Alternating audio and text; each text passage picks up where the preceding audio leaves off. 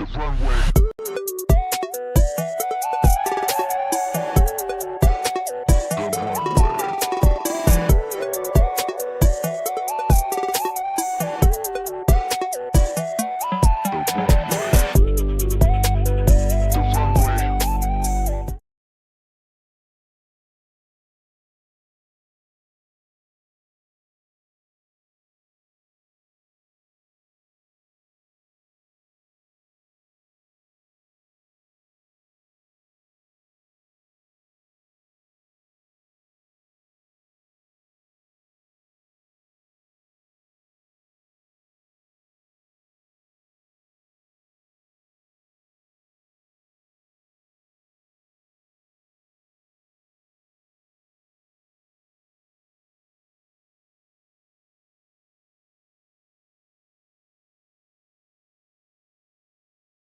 Elon Musk, the world's richest man, and Donald J. Trump, the world's most powerful man, has come to an end.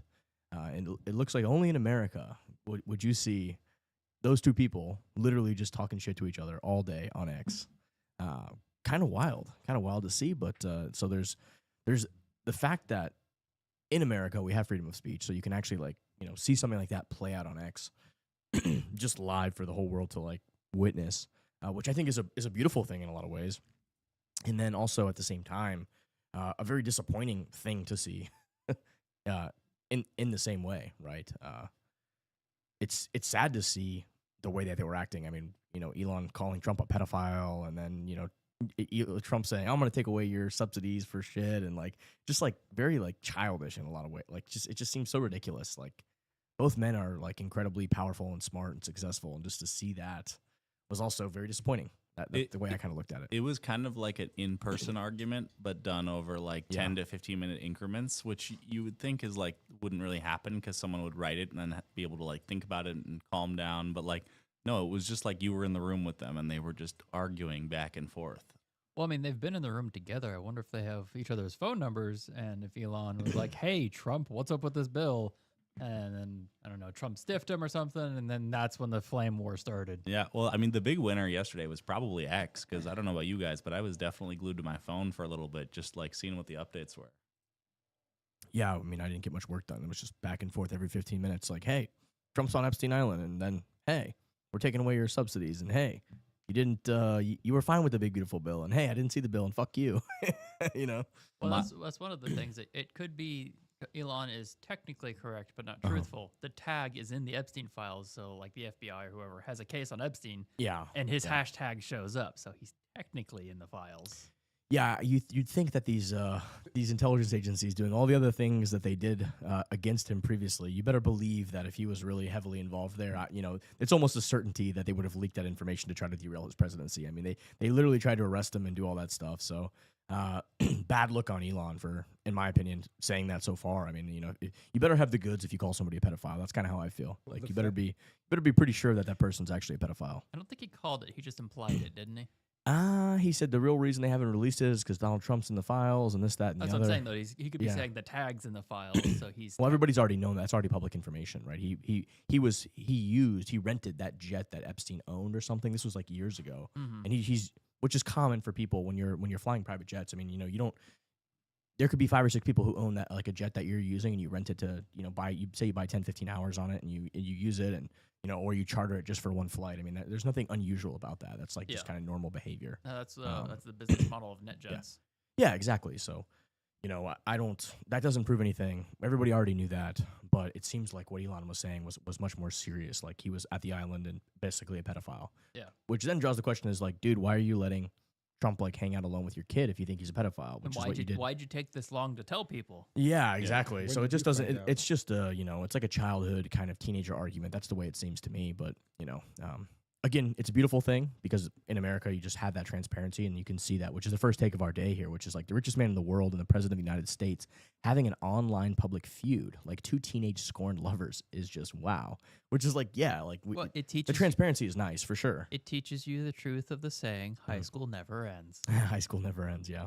So it was, there's that aspect of the transparency, which is good, but then the other aspect of like, hey, like, the fuck are you guys talking about? And then Trump was saying something about his subsidies. Like, it's like Elon, like, no, Elon's been a purist from that front. Like, he's always said, like, end all the subsidies. And there's a tons of that shit in the bill. So, like, why are we fucking subsidizing oil and gas? Why are we subsidizing all these fucking things? They don't need to be subsidized. Like, if they, like, there's a profit there, go get the profit, go do the job. We don't need to be giving you taxpayer money to do that. It just doesn't make any fucking sense. So to that point, he's been intellectually and morally consistent on that. So Trump like really had no right to call him out on that, which was just kind of pathetic too. So it's like, dude, that's not the answer. He already told you that he approves of you cutting his own subsidies. So he's not doing it for the money. To insinuate that is just silly. And obviously Elon took grave offense to that and took it from like disrespect to like, you're a pedophile. That's like kind of a pretty extreme jump. So honestly, shame on both of them. That's kind of how I feel about the situation. Right? It was like, whose side are you on? I'm like, I'm on both their sides and neither one of their sides. Like they both are complicit and have wrongdoing here. Just kind of silly. Well, there's the other theory that this is a whole staged thing, so that Ooh, Elon yeah, I've heard that. can leave the administration and go back to doing business, and have hopefully Tesla will recover. So it's a made up flame war. Just so that would be a wild thing to do, but I wouldn't. I don't know. I'm not saying it's not possible, but it seems like there would have been a better way to do that than calling someone a pedophile. Right, I don't know. I don't put much weight in that one, but it's definitely something that needs to be considered. Although it's like, hey, people are thinking the counter argument would be like, wow, it's really believable because he called him a pedophile. So, exactly. And maybe Trump was like, okay, I approve that because I know there's nothing there, and obviously they would have came after me for that before. So you can go do it, Elon. I'll save your companies or whatever. Let all the other people come back to you. But who knows? I mean, it's. I mean, there is some meat to the argument because Elon went in there and found all these cuts to all these programs, and we come out with the newest spending bill, and it's bigger than ever. That's the claim. There's a lot of I'm hearing a lot of different sides. So how can we get to the actual truth, right? So part of the truth is, yes, Elon found a lot of cuts, but that's in discretionary spending, right? So this bill doesn't deal with discretionary spending. It only deals with mandatory spending. That's a big point, right? And a lot of people are saying, hey, the so-called reason that the bill supposedly increases the deficit and all this stuff is saying that it's because they're considering the tax cuts an increase in spending, right? And then we unpacked the other day. I saw on Wednesday's episode there was a snippet from Caroline Leavitt, who's the spokesperson for the Trump administration. She's the speaker, like to the press secretary, yeah. And she basically said, like, look, like the CBO, like they haven't made anybody who works there, any employee there has not made a single donation to a Republican in like 20 years. So they claim they're a nonpartisan, team there. Then that's what their mandate is, to be nonpartisan. But they literally only donate to Democrats. Everybody that works there's a Democrat. So of course they're going to be, saying that a tax cut increases. So there's all these different things, and then they don't give credit for the tariffs, which are bringing in record levels of revenue. Apparently, they also don't give credit to the growth expectations, and there's just so many different like GDP growth or whatever. They're like according to the CBO model, apparently like GDP growth is set at 1.8%. I read or I saw. I could be wrong on that, but basically they're predicting like 3 to 4% GDP growth, which would obviously blow the freaking roof off the model. And apparently they've been wrong many times on their models. So the question is, but there's a famous saying we have as statisticians and statistics, and that goes like, all models are wrong, some are useful. The question is, how useful is this model, and is it fair or nonpartisan when every single person who's creating the inputs to that model are Democrats? I mean, that's a good question. You think by now you should have a better open source community or something that could do the same job? Yeah.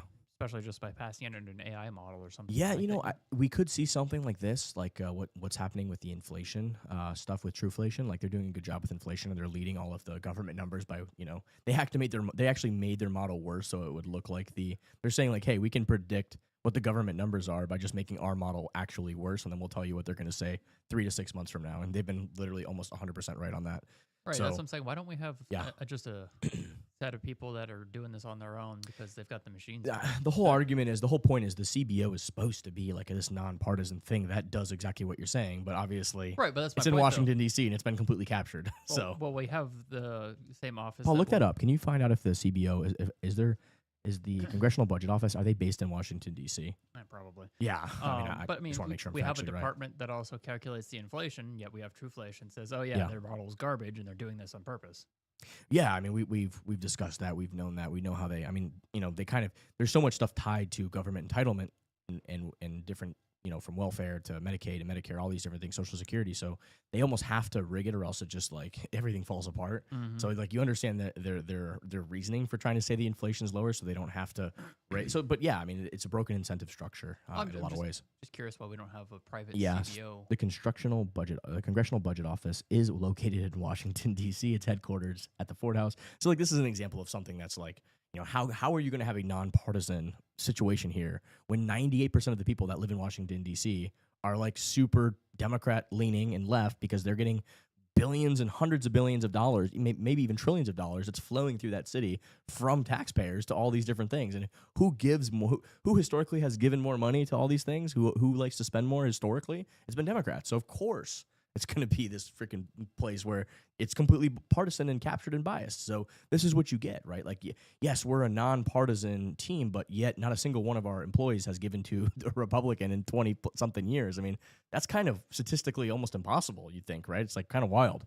But that's the case, right? So how can we trust this model that they're making when it comes to predicting, spending and all these different things? You just can't, because A, they're not crediting tariffs. B, their GDP numbers are likely under what they're actually going to be. We don't know that factually for sure, but there's a lot of things you can poke holes in the CBO model and say here they're probably way off, which I would say is probably true. That being said, two sides to the coin, right? Like, of course, there's probably more cuts that could be made in the mandatory spending, right? Why are we increasing military expenditure? I think military expenditure is up $150 billion. Why are we doing that? I don't know. We're supposed right? to be, It's a good question. Yeah. We're supposed to be negotiating peace right now. Yeah, exactly. Well, one thing would possibly be for this remigration, undertaking, right? Perhaps there's a military budget for that. There is a budget, and it's not. I don't think it's for that. I think the budget is for the Border Patrol. That's in part of the bill. They have 10,000 new Border Patrol agents for that immigration. Yeah, it wouldn't be military; it'd be ICE. Yeah, no, it's the Customs and Border Enforcement. I believe. If you have to remove 100 million, I don't know how many people flooded in. I think it was 20 million that came in, but the goal is to remove 1 million people per year and have a lot of them self-deport. Which also, I don't know if that's in the CBO estimate, because yes, there's a cost to do that, but also many of these people, as we're finding out, are Antonio Gracias, who's a member of the a Democrat from California, who's now a member of the Trump administration working on DOJ stuff, looking into all this, is now finding out that there's like tons of illegals voting and doing all sorts of stuff, which we already knew was happening, but they're in, you put them in these cities and they're signed up on government programs, they're getting taxpayer funds. So there's an insane cost and drain from all of that, right? And that, if you close those loopholes and stop using taxpayer funds to fund illegal aliens, healthcare, and all these other things, that saves money, right? That's a tax savings, right? If you stop letting them take advantage of the medical system and all the stuff that's taxpayers are paying for, that cost is a savings. So I'm sure there's a lot of that needs to be worked into the model as well. It's hard to really know exactly where we're at, but here we are today. I mean, I think something that has always kind of bothered me when you sort of unpack these bills is how much money continues to go to the military and it just continues to climb. I mean, you think there has to be a deflationary impact on technology, and particularly in defense. No doubt. Given the fact that you've got, companies like Anduril that are developing some really amazing technology and much cheaper than having to get a jet or something like that. Yeah. And so I just don't buy that. Like, we need to open up what is going to the military. I mean, I'd love to see Doge sort of step in there at least to understand what can we cut, because that has just always continuously gone up. Supposedly, Hegseth welcomed them and said that they can come in and do their work, and hopefully we have that. I mean, the nature of war is absolutely changing. I had a post tag the other day just of like, even if you think about what happened recently with Ukraine and Russia. I mean, did you guys hear about that military operation that the Ukrainians did? Yeah, I did. Yeah, they had like a couple of trucks, and they literally took out 40% of like, that's the, who knows what the real number is,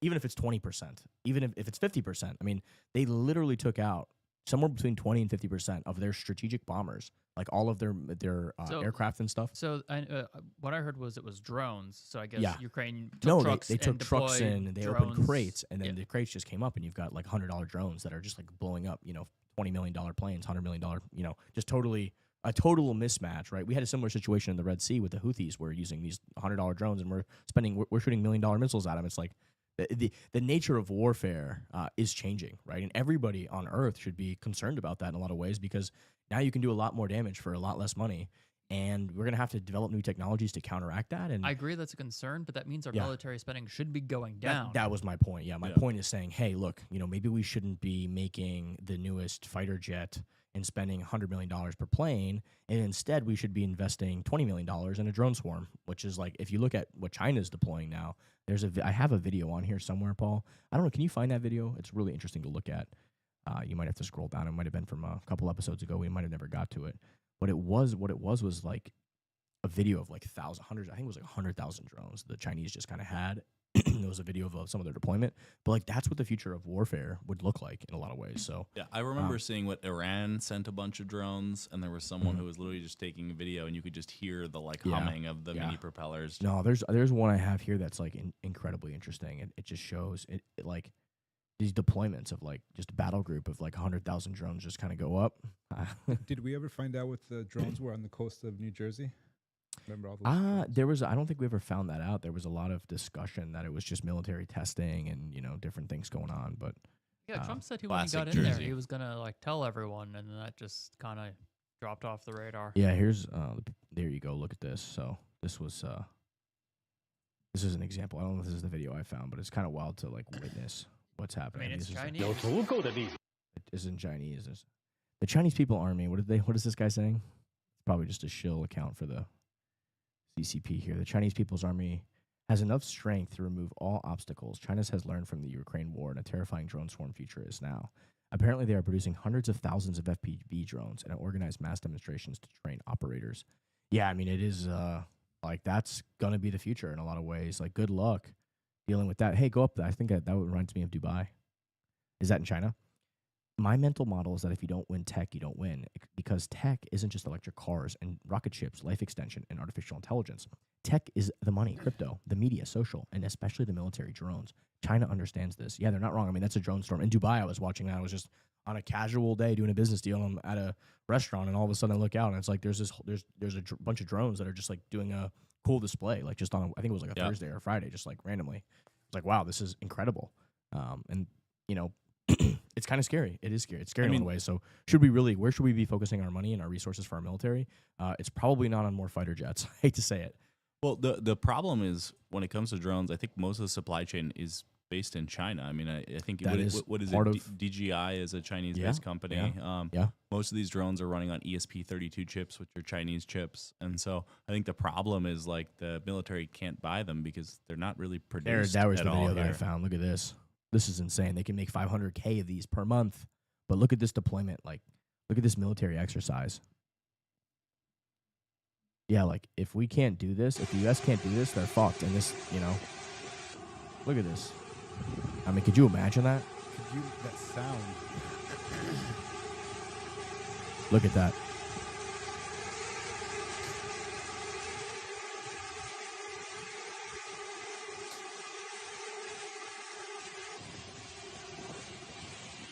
That was the video I found. Have you guys ever seen 300? Yeah. This reminds me of the scene where Xerxes is like, I can blot out Yeah, the sun. I can blot and out they're the like, sun, we'll yeah. fight in the shade. I was just thinking about that movie while you're saying. Yeah. Yeah. I mean, that is, it's wild, Imagine hearing that sound in your city. You're under attack. Like, it's not going to be people coming through. It's going to be, 500,000 of those motherfuckers coming through. The nature of warfare is changing, right? And I think that we really need to look for peace across the world because, with nuclear weapons and stuff like this, it's like, I mean, nobody wins in a conflict, right? We might Like, be getting to the whole like Matrix-esque side of things because let's say China makes 3 million of these drones, Yeah. and then just says, "All right, go and kill all the other populations," kills everyone, somehow the Chinese included. Now we just have drone swarms flying around eradicating life. There's nothing else. yeah, there. I mean, it's They tell an AI, "Here, go do this mission."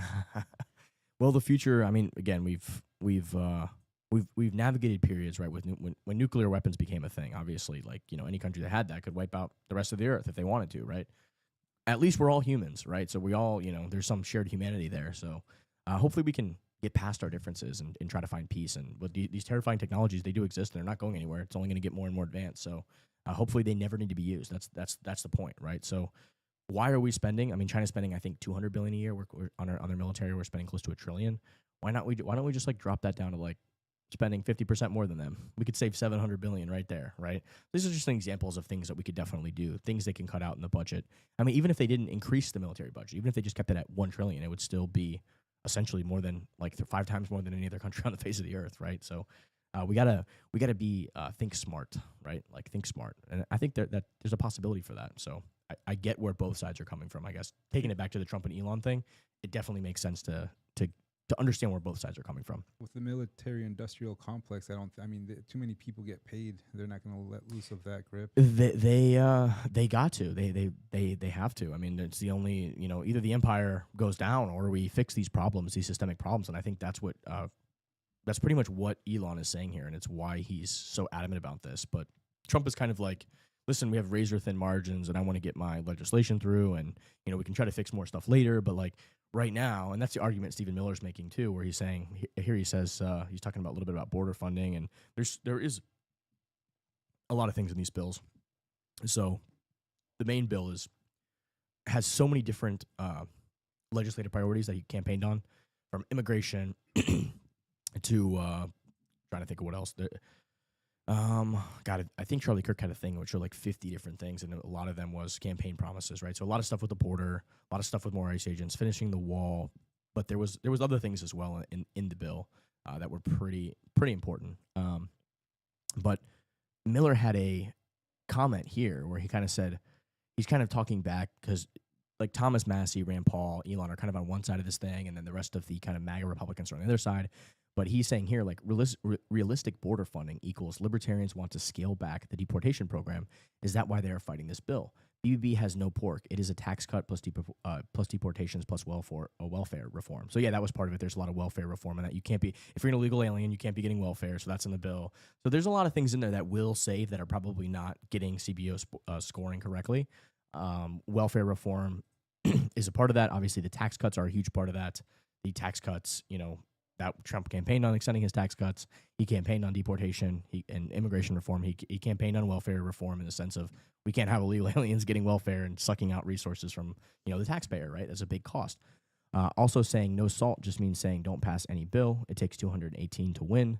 So what they're saying is this argument of SALT, which I also do agree with. They should cut that shit out. I mean, it's like basically giving more money to high-taxed, wealthier areas. Yeah, we're subsidizing the federal government. Yeah, exactly. Like the non-income states. Exactly. Non-state income tax states are helping finance the federal government because all the other ones get the deduction for it. Yeah, they shouldn't. I mean, they shouldn't be getting a deduction, because they have high taxes. That's essentially what SALT is. But he's saying, like, since with our margin, we only have like 2 or 3 votes. If we do that, we'll lose a bunch of states. We'll lose a bunch of votes, so the bill won't pass because a lot of the states will get less money.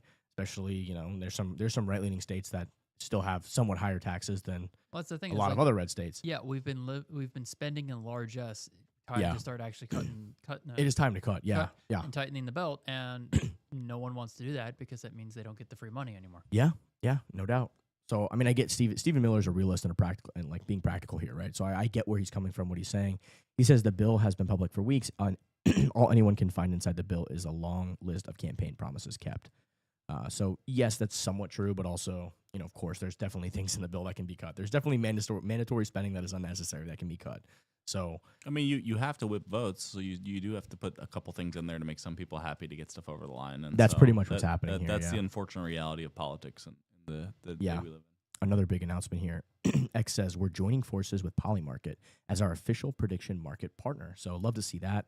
I think that's a pretty big deal. They're actually making it official. So what's that gonna mean for X? That means it's gonna start being able to make bets on the market. I think they're just probably going to publicize and push that up more and say, hey, like here's an event that's happening, and if they have prediction, this is what we trust. Kind of like saying, hey, we're like putting trust and weight behind you. I would envision they do something where it's like some of the trends, right, become bets, so you can kind of bet on a shift that people are seeing.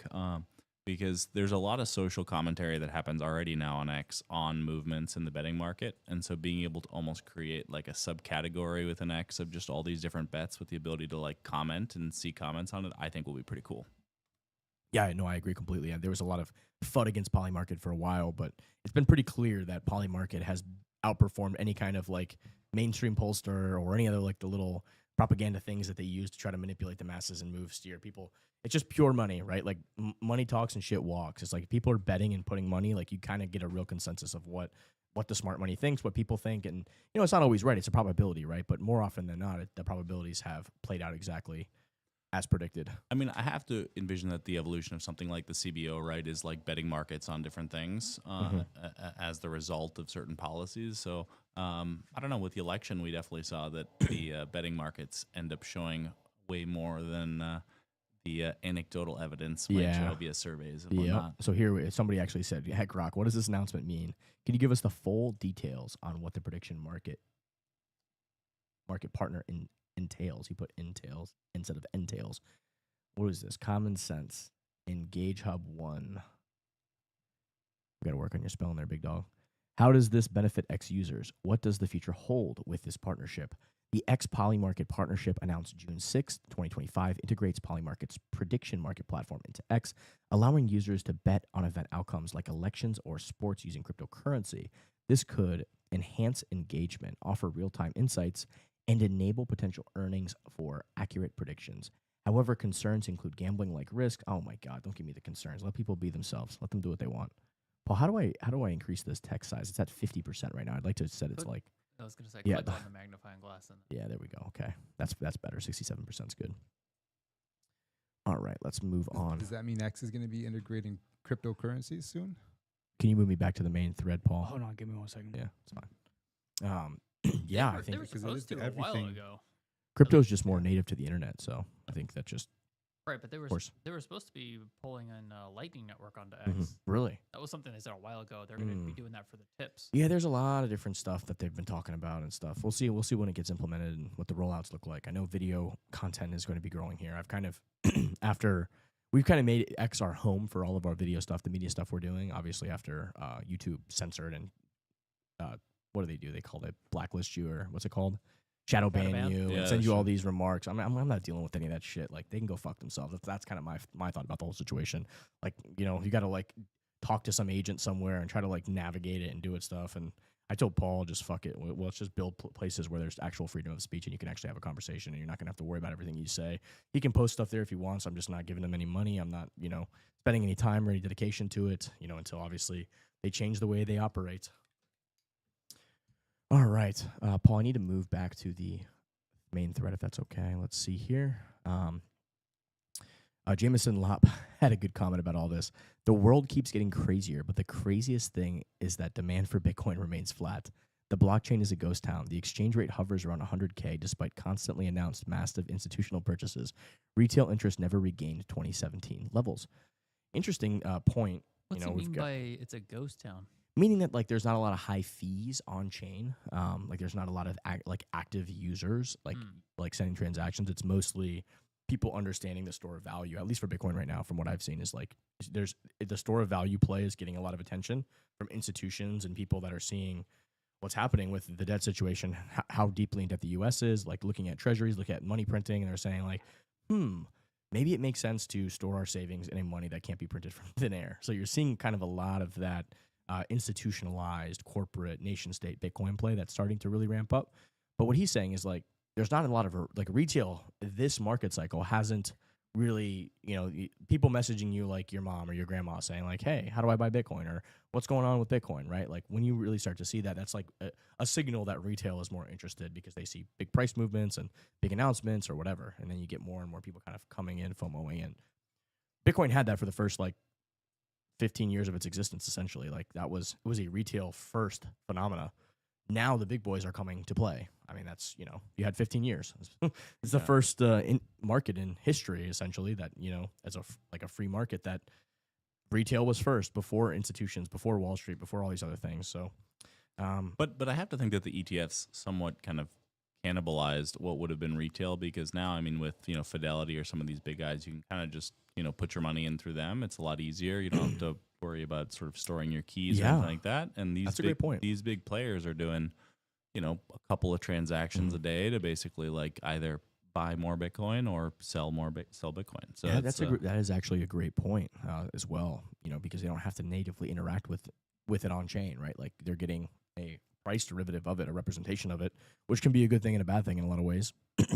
But I think this is also talking about like Ethereum and Solana, and now there's so many layer 2s and things where people doing DeFi and stuff, it's just like so fragmented now. There's so many different options that it may look on all these blockchains like a ghost town. Fidelity and those ETFs are not 1-to-1, right? So they're probably buying a lot more. They're supposed to be 1-to-1. I mean, they're supposed to be. Yeah. I mean, that's really how it's supposed to work. We know how well big financial institutions are keeping their 1-to-1 ratio. That's a good point. That's a good point. Very good point. All right, let me go back here to our main thread. Let's see. So here were the 50 things I was talking about. Let me see here. So 50 major, Charlie Kirk had mentioned certain things that Trump campaigned on that were part of this big, beautiful bill. One is no taxes on tips. Number 2, tax cuts becoming permanent. Child tax credit raised to $2,500. Overtime pay is tax-free, which if you work harder, you get incentivized, you get to keep more. $1.6 trillion in spending cuts, the largest rollback of government bloat in U.S. history. I don't know about that. I mean, that's obviously he's running some spin here. But the other things are definitely true. Work requirement for welfare, able-bodied, then get off the couch. I agree with that completely. That's a big one. Number 7, deport 1 million illegal aliens per year. No more catch and release. That's more of a policy goal than something that's in the bill. But obviously they're adding these new ICE agents and all these different things, which comes down below. Builds the wall, finishes at 700 miles of serious border protection. Massive. 10,000 new ICE agents. Law and order at the border. Huge. Eliminates Medicaid for illegal aliens. It's crazy that we have to put this into a fucking bill. American benefits for Americans. Obviously, if American taxpayers are funding, this is like the big problem. Like if you want to have like true libertarianism, like there can't be welfare attached to, and that's like the worst of both. Like that's what we have right now, which is like they can come and then they get to vote and they get to sign up for welfare and they get to sign. Like you can't have both. If you want to have free open borders, you can have that, but it's like it needs to be like a libertarian utopia where it's like you come, no one's gonna we're not gonna put you on Medicaid and welfare and all this shit. Like you come, you better produce. Like back the old Ellis Island days. Like you show up and you're probably gonna live in someone's closet for a little while until you get your seriously, like no joke. Like that was the fucking immigrant dream, right? Like now it's like we're gonna drop 30,000 of you in a city and put you in fucking government funded hotels that taxpayers are paying for you to live in a luxury hotel, and you're running around and people are stealing from stores and shit, and it's just absolute chaos, and you're on Medicaid, and all of the voter registrations are going to like some Democrat mule who's stuffing the fucking ballot boxes for Democrats. I mean, that's literally what's been happening. Like, there was some political pundit or talking head or something like that that said, if you want illegal immigration to disappear, get rid of all welfare benefits. Yeah. And then they'll stop coming unless they actually want to work. And then it'll solve a lot of their problems. Yeah, I saw something in like the UK. They have like 70 or 80% of the immigrants like don't have a job. They're just living off of that taxpayer. I mean, like that's crazy. You know, that's absolutely crazy. Same thing in Germany. Yeah, and a lot of these in the EU, it's particularly bad, and that's why like those places are crumbling in a lot of ways. And they're trying to bring that here, and like no, like that's not the American dream. That's not what we want. Like I'm not paying for that. People don't want to pay for that. People aren't happy about that, right? So there are things in this bill that absolutely are good, right? Like there's many good things in here. Let's see here. Eliminates Trump savings accounts for kids. I like that. If you're American, you're born here. Instead of fucking Social Security, where it's a giant Ponzi scheme where you're getting basically you're losing purchasing power over time, and the money's not even there to begin with. This is actually invest in American exceptionalism for a child at a young age. You get that compound growth. $1,000, right? Like instead of all this other money wasted. With I think Bitcoin as an option. that was my idea. I think they should absolutely do like 70% into the stock market, whatever benefit from American companies, the NASDAQ, and the other 30% should be Bitcoin. That was like, I had an X post about this a while ago. That was my idea, right? Like that's a real savings account. And the potential to see it grow. Yeah, no doubt. Number 12 slashes IRS funding. No more 87,000 new agents breathing down your neck. How are they funding the savings account? I would assume it would be like any other, you're just gonna have program. to see what's in. I the think it's details probably of it. maybe in the bill. There's probably saying, hey, that might be one spending aspect of the bill. That's like, hey, we're gonna just have $1,000. Or is it like a IRA for kids? It's kind of like that. Yeah, it's like an IRA for kids kind of thing. So it's yeah. being funded Yeah. by the parents. They put money in. Oh, No. I don't think so. I think this is the government is. These are called like Trump something. He's doing this is an expenditure that the taxpayer is paying, I believe. Now, this is something that also is an incentive for people to have more children. Hey, if you have a children, we're gonna, I was thinking like, hey, these are gonna be like the golden orange baby generation. Like I think if they did 70%, like NASDAQ and 30% Bitcoin, I think like all those kids who were born and had that plan would be called like the golden or the orange generation children or something like that. It would literally become like we're the millennials generation. It would be the orange generation. That's honestly what I think they would be called if they did that. I think they should do it. Honestly, that's would be absolutely brilliant.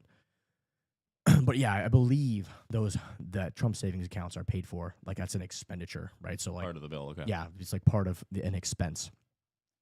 So you could argue whether that's a good thing or a bad thing. I was gonna say I'm having certain feelings about that one. Yeah, I'm actually okay with it. I think it's much better. I think if you spend $1,000 for like and you put it into the market or into something like Bitcoin, for a child at like $1,000 is that person now is not going to be in a drain 60 years later, sucking out all these resources, being on Social Security, like all these other things. That $1,000 investment into American exceptionalism, if we still have a free, true America where we have like the capitalism and the American dream, that $1,000 will compound into millions and the equivalent of millions and millions and millions of dollars.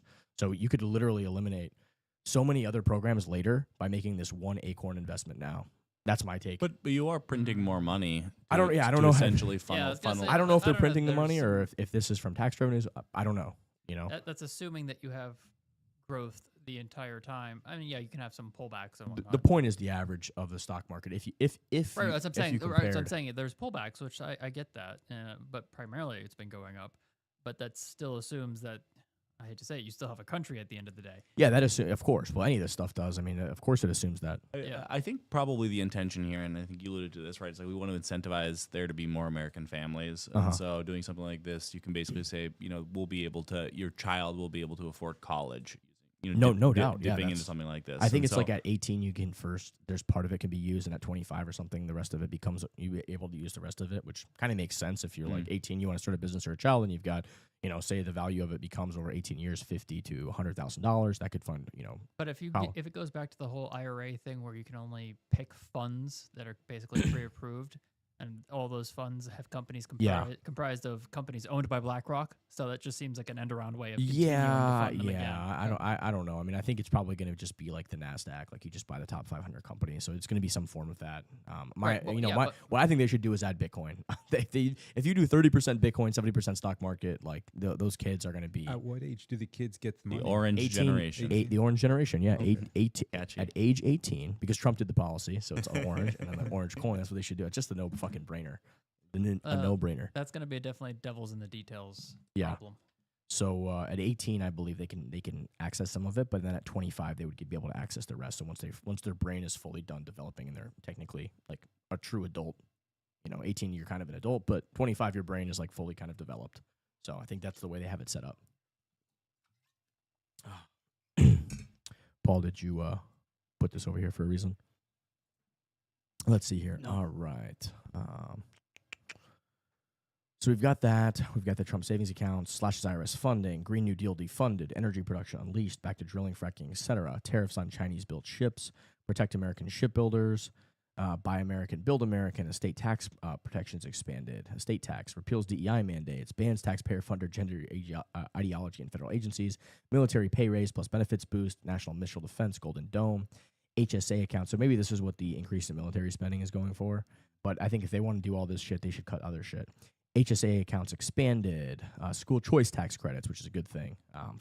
Feds barred from mandating pronoun usage, Medicaid block grants to states, local control, not DC strings, saved hundreds of billions, receives apprenticeship programs, so college not required to succeed. This is a really good idea. Well, I mean, one thing I wish they would do for the HSA accounts is let you participate them without having to have an insurance plan. That'd be something. Yeah, I think you can. Pretty sure. I don't know. No, I don't think so. Yeah. I mean, I haven't looked at it in a while, but I was pretty sure you have to sign up for a particular type of insurance plan to get access to an HSA account. Yeah, I don't know. We'll have to look into that at some point. Revives apprenticeship. 1% of exports must ship under U.S. flag. Mandates voter ID for federal elections. That's a huge one. Ends ESG mandates in retirement accounts. Cracks down on big pharma middlemen. Bans drag shows for kids at federally funded venues. Fires the climate cult from federal boards. Veterans get priority housing, tax credit for buying American-made vehicles, stop Chinese ownership of U.S. farmland, bans CRT from federal training programs, ends taxpayer-funded abortions abroad, and defunds Planned Parenthood, guts federal diversity czars, cuts the bloated bureaucracy, revives the Keystone XL pipeline, eliminates federal COVID emergency powers, enacts Social Security tax cuts for seniors, defends religious liberty in the workplace, restores due process on college campuses, massively expands trade school funding, outlaws federal funding for gender transition for minors, creates nationwide patriot curriculum, grant fund, halts funding to the UN's woke agenda arms, tax breaks for adoption and large families, increases penalties for fentanyl trafficking, life in prison for cartels, and restores cash bail in federal jurisdictions, no more revolving door criminals. And this is just a taste. Promises made, promises kept. So obviously he's running promotions for the MAGA agenda. So there are a lot of things in there that Trump absolutely campaigned on. And that's a big part of, what he was elected for. So obviously he wants his bill through. There's obviously a lot of pork probably stuffed in there as well with these subsidies and all that kind of stuff. So I'm sure they could, hopefully the Senate will, because there is like Massey and a couple of these people there that can literally hold the whole process up, because it's like 52-48, right? So you're going to need a couple votes, and those guys want some cuts. Ron Johnson's another guy I think he's from Wisconsin. He's like, there's a lot of pork here. So hopefully those guys come back and say, hey, like, we agree that tax cuts and all these things that you campaigned on and that the American people want, like, we want this too, but we need to make cuts at A, B, C, D, E, and F. And, like, if we can make some cuts there, we'll sign off on the bill. So hopefully we get that kind of analysis and we actually get some cuts there. I hope that's what ends up happening. Who knows what's going to end up happening? I think so. I think the Senate will make some tweaks and we'll end up finding a happy middle ground here, because I do think one of the big takeaways from yesterday is, like, a lot of people do side with Elon on the fact that, like, that we voted for cuts, we voted for us to be very fiscally aggressive, and I think that will be heard. And but I think maybe one takeaway for me from just like looking at this list is like, I do wish we were somewhat more concise and smaller with bills on just like, we're doing this bill to tackle, incentivize, families in America, right? Yeah. Like, I feel like we do this trick where we like it's these omnibus, these huge things. Yeah, nobody reads it. And I get it. It takes a long time to work on these bills, but it's just like, it makes it so hard for the average, voter to understand what's happening behind the scenes. For sure. And like, you can't part of that's by intention. Yeah, you can't even throw like an AI agent at something like this to help you. Like, you have to have them read all 108, I think it's 800 pages. I want to say this was 1,100, but who knows? Yeah, even bigger. Yeah, and so like it becomes so hard for the average voter to understand what's going on, and it becomes like who do we trust more? Trump or Elon? And it's just I don't know. There has to be a better way, which is we'll get there. They could have just had a civilized discussion about it and just said, look, I don't agree with this bill. I know there's good things in there, but there's just too much spending, and like just leave it at that. Instead we got these just, personal attacks and all sorts of crazy.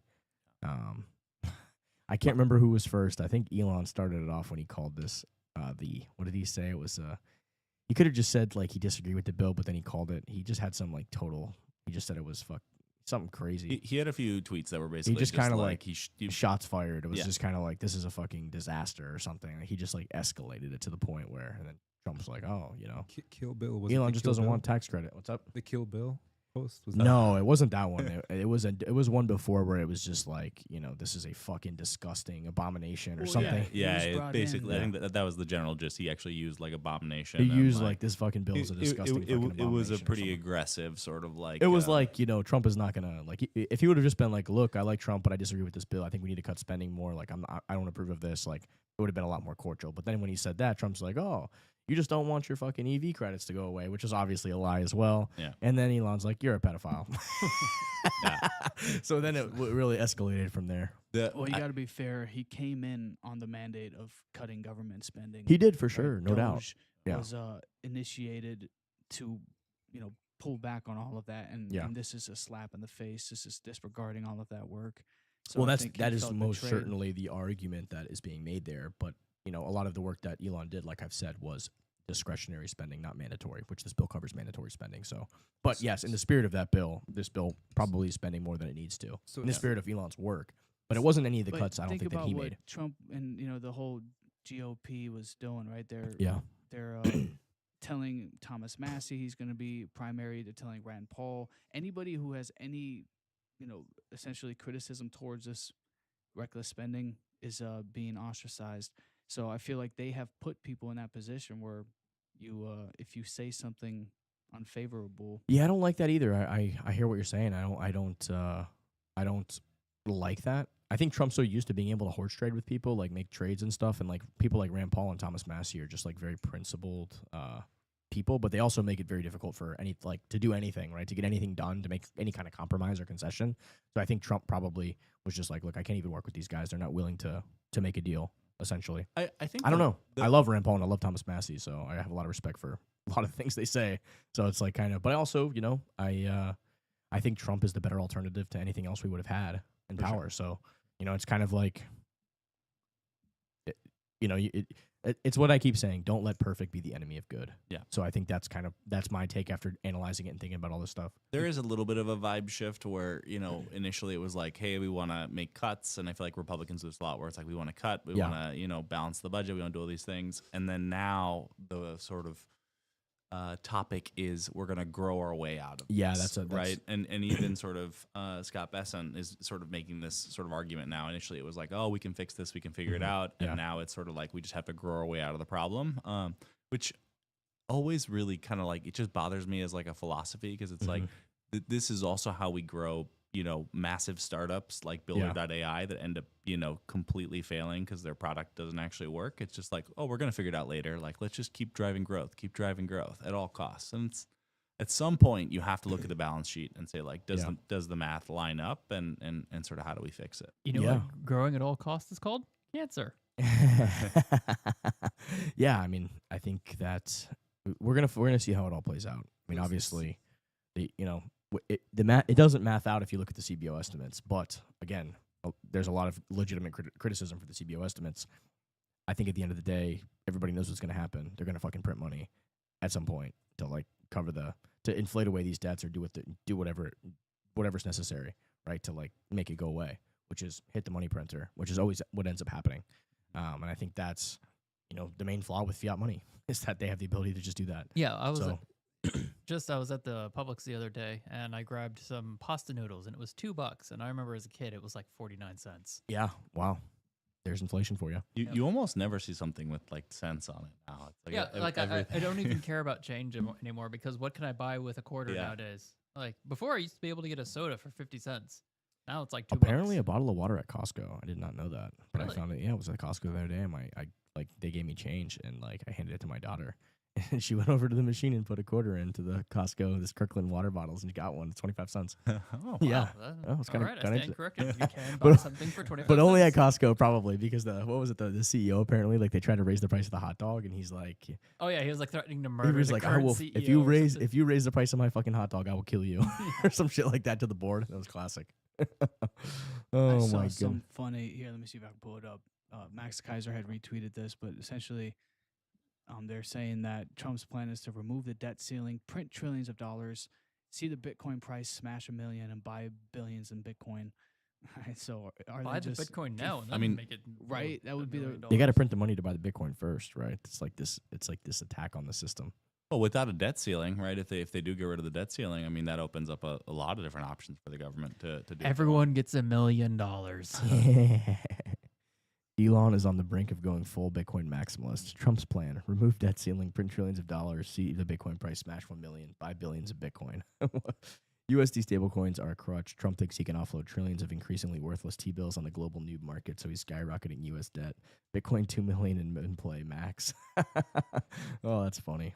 One of the hilarious moments from this whole feud online was this random Anon account, Alaska. You guys hear about that? No, I That was funny. awesome. What would Tell happen? them about it, Alessandro. Basically, this was during the back and forth about the Dragon capsule, where basically Trump was like, we're going to end, government relationships with SpaceX, and so Elon was like, all right, well then I'm going to decommission the Dragon capsule.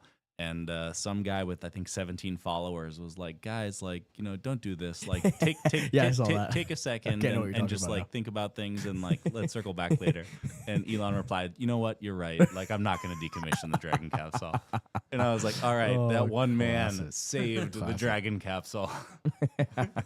Oh my God. Gotta love internet, man. Our man Grant Cardone here says President Donald Trump urges Fed idiot Jerome Powell to slash interest rates by 1 full point. And he should. He was too late to raise. Now he's too late to lower. The entire world is lowering rates. But isn't Jerome Powell a big Biden or Democrat supporter? And so he's, I would not be surprised. he's potentially doing this to ruin It's the everything. same. It's the same situation in the Federal Reserve, right? So, 98% of the people who work there are Democrats, of course. Which we shouldn't we're a be- nonpartisan organization. Get the fuck out of we here. shouldn't be relying Yeah. on a government Well, it's because the institution to set government, interest rates. yeah, the government pays the money essentially, pays a lot of the Federal Reserve staff, I believe. Don't Well, they? it's also no, they're elected. The chairmans are elected by the president. Yeah. And so, So like it's this they put the person quasi-private in public there. institution, but they say good things about government being able to print money and spend money. So obviously, people who agree with that get promoted in the organization. It's this just total grift machine of just Yeah, you don't get the job disgusting. unless you think it's a good idea. Yeah. There's not a lot of independent thought going on there. If you don't believe in government money printing and government having all the power, you ain't moving up the ranks. Like if your research papers from Harvard don't say government can do this to print the money, and it's just obviously This is it's why a broken good incentive. for government to do Yeah, it. it's just broken incentive structure, of course. It's like so many of the things that eventually ends up in catastrophic collapse, which Yep. historically we've seen when governments can control the money and they don't have to be fiscally restrained or they don't have to have austerity or be responsible. It eventually, the money train eventually runs out and we have epic collapse. And I which- can prove it mathematically. yeah, it mathematically can be proven. All right, Congress is bankrupting America. This is a new post from Elon. In this thread, I want to give you an idea just how insane the current government spending is and how far we drifted away from any sustainable fiscal spending. Look at this, interesting overlays by faction. Can you make it a little bigger? Can't quite make it Yeah, we out. can't really see that. That's- Gosh, that's I haven't had better. a chance to look at this, so I don't know what it is, but I'm not surprised. I guess it just shows you what the money that's coming in is, and then it shows you what's actually going out, and it shows you the huge deficit, right? So there's $1 trillion. We're essentially spending $1 trillion more than we bring in, right? So kind of crazy. Yeah, pretty crazy. Look at that. Oh man, I just have a weird first question. All right, Yeah. it says The interest is a huge, massive component of this as well. individual income taxes. All right, but how many of those are Schedule C's and pass-throughs? Yeah, I don't know. Health. Yeah, I mean, it just seems like there's so much that could be cut there. Obviously, if you reduce the debt, that net interest goes down, so you could solve a lot of your problems with, by doing that. Well, yeah, I mean, they cut the interest rates. Any money you free up by having a smaller interest expense should go to paying down the principal, but it's not gonna do that. All right, let's see. Take me back to my thread here. Let me just scroll down here. Glenn Beck, I liked his post here. He said, "I'm so sad to see." No, don't have to click into it, Paul. "I am so sad to see real Donald Trump and Elon Musk at odds. Both are such patriots and have done heroic things. Yes, the BBB is bloated and needs cuts. Yes, the good things in it need to be passed or the economic plan falls apart. Yes, there are no Democrats that will make the cuts, so we have a razor-thin margin with the GOP. Is there no way we can see our way forward to find a win-win? I am with both the president on his economic plan and with Elon on the cuts. Both are critical. How do we not blow up the two greatest men we have seen in D.C.? We need each other. We cannot continue to divide and expect to gain support for either path." I think that's a pretty good, that was like the best take I saw on X. It was like, hey, I agree with things from both sides. Hope you guys can patch it up and let's figure out a way forward that makes it a slim, beautiful bill. Milo and Yiannopoulos had a post saying, "This is what happens when you try to have two daddies," or something like that. Oh, that's funny. That's funny. I mean, they were supposed to talk today. I think they had scheduled a call between Elon and Trump. So I assume they'll patch things up. Let's see here. So it seems like Elon feels that all the Doge cut that he's been making, essentially, it's just reallocating the money to something else. That's like a parallel move. Oh, there was one thing in the bill that I didn't agree with that I had tagged this the other day. If I can find it again. And we need to talk about Cash Palantir. It was Palantir here it is right here. I responded. Yeah, to Palantir's a big story. Cash That was is- on yeah. Joe Rogan today. I saw that. They said they swatted his own house and shit. Crazy. I haven't caught up on Interesting. that one. So this was a part of the bill that essentially centralized AI regulation to the federal government. And Marjorie Taylor Greene obviously didn't read it, but she had agreed to the bill. She had voted for it. And she found out later that, hey, it said that there's a 10-year moratorium or something on being able to regulate AI for individual states. I actually disagree with this. I think that we should states' rights should be protected here. So I actually it's a rare moment of disagreement I have with David Sachs. And I said, why not let the states decide? There will be dumb blue states who do the same shit they're doing to Bitcoin mining and other novel industries. Do we want another Silicon Valley forming in a pseudo-communist hellhole? Or would it be better for America to have these places in states like Florida, Texas, Wyoming? So I think naturally, if we allow states to make their own regulations, you're going to see capital flow efficiently to the place where they'll have the best effects and they will have the most impact, right? Because if you do prevent a state like California from regulating AI, what are they going to do right now? They're essentially going to make all these stupid rules that fucking literally make it impossible to do business there, which they've already done with, like, look at their electricity prices. They made all these stupid rules and it's through the roof. Why would you save them from that and send a false signal of safety to the market? And then people misallocate capital there. And then the second that rule rolls off from the federal government, they're going to put all this ridiculous legislation in and try to control every little aspect. And then it's going to hurt America. Why not just let the capital flow initially right now to the states that are going to make good legislation on the forefront of that? So that's my thought there. So I actually agree with Marjorie Taylor Greene on that one. I think David Sachs misses the mark there. Rare miss from David Sachs. I guess maybe to play the other side, isn't there a risk of, if states can create sort of their own AI regulation, that basically the onus then goes to AI companies to ensure that they're satisfying all of these different regulatory aspects for each state? And they just won't invest in those states, right? And so it potentially slows down their ability to innovate. So I think at least David's position has to be coming from a point of, like, let's push AI as much as possible. We're in sort of an AI race. I think what David's doing is right. I mean, I agree that would be technically the right thing to do. Like, that's smart, good policy. Like, why would we overregulate something when we don't even know what the actual risks are yet? We can only speculate about all that stuff. And so I agree with the thought behind it. The issue is that in implementation, there's going to be a massive misallocation of capital where people think that they're safe because they don't have to worry about regulation. Why would we? Or if you just let the states do what the fuck they're going to do, you're going to see who's going to be stupid about it on the forefront. So instead of, like, building your data centers in California, you can build them in, Arizona right next to it, or Utah. So I'd say devil advocate type thing is maybe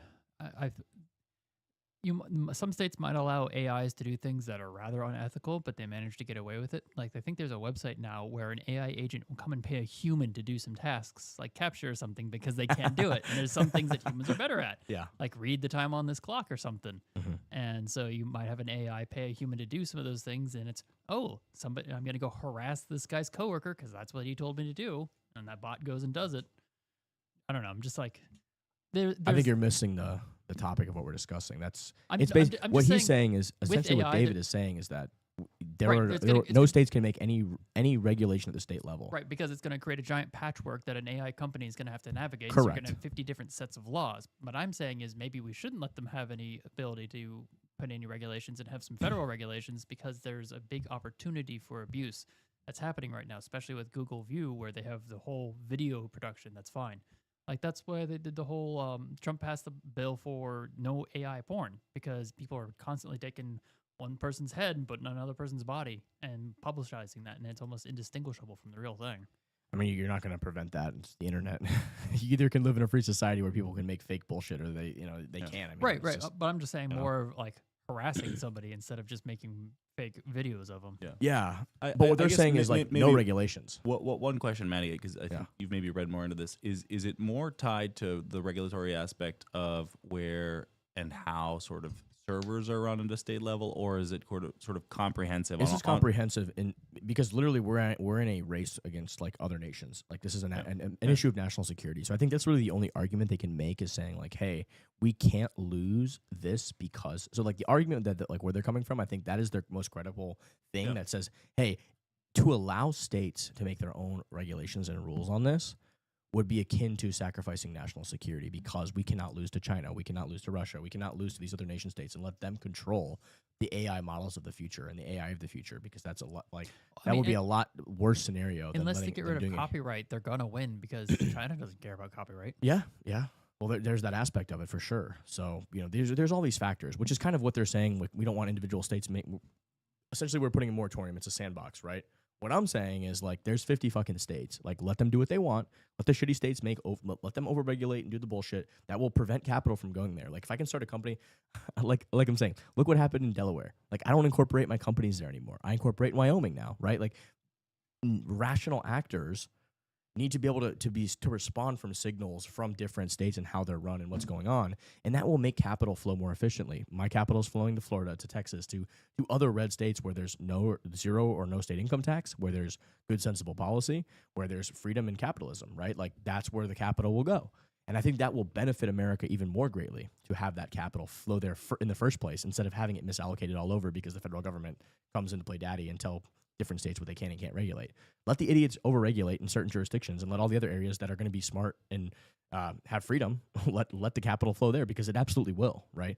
Like nobody's building data centers in fucking California because it's 30 fucking cents per kilowatt hour to do anything, because they have overregulated the energy industry and they're providing all this bullshit subsidies to things that are extremely expensive that capitalism wouldn't naturally pick. Meanwhile, in Texas, you've got the most green energy ever, because they're just like, fuck it, do whatever you want, see what happens, and we'll see what happens, which is what they did. Like, the way the energy grids work, it's like it's the difference between Dr. Jekyll and Mr. Hyde. I mean, that's literally what it is. I'm not as worried about sort of like, I think where the server farms sort of like lay out, because I agree with you. Ultimately, it just follows the cheapest price from an electrical standpoint. But I think where I'm thinking about it is like, let's say a state were to pass a law that's like, okay, you can't upload someone's face to ChatGPT or whatever sort of AI agent you use. Then sort of you're putting the onus on sort of OpenAI or Anthropic to essentially say, okay, if this person is geofenced into this particular state, then like we're not going to allow this behavior. That already exists for so many different industries, whether it's be like VPNs or even porn sites and all sorts of shit. Like that's already a major thing, and plenty of companies that have billions of dollars easily comply with those things. So it's not like that doesn't already exist. Like that's already a major thing that happens. Yeah. Yeah, I guess just adds onus in sort of like how they need to I guess how they run their models versus it being a clean slate. So I don't know. I guess I see arguments on both sides, but some places they just don't even provide service to that state. They're just like, oh, you want to do this? We're not even going to provide service there. You know what I mean? Like it becomes so ridiculous. So interesting. Again, there's a lot of I thought it was just a nuanced, interesting topic, a little rabbit hole to go down. Yeah. Let's see right here, Paul. You can stop right there. take me back here to my thread right here. Yeah, they said slim, beautiful bill for the win.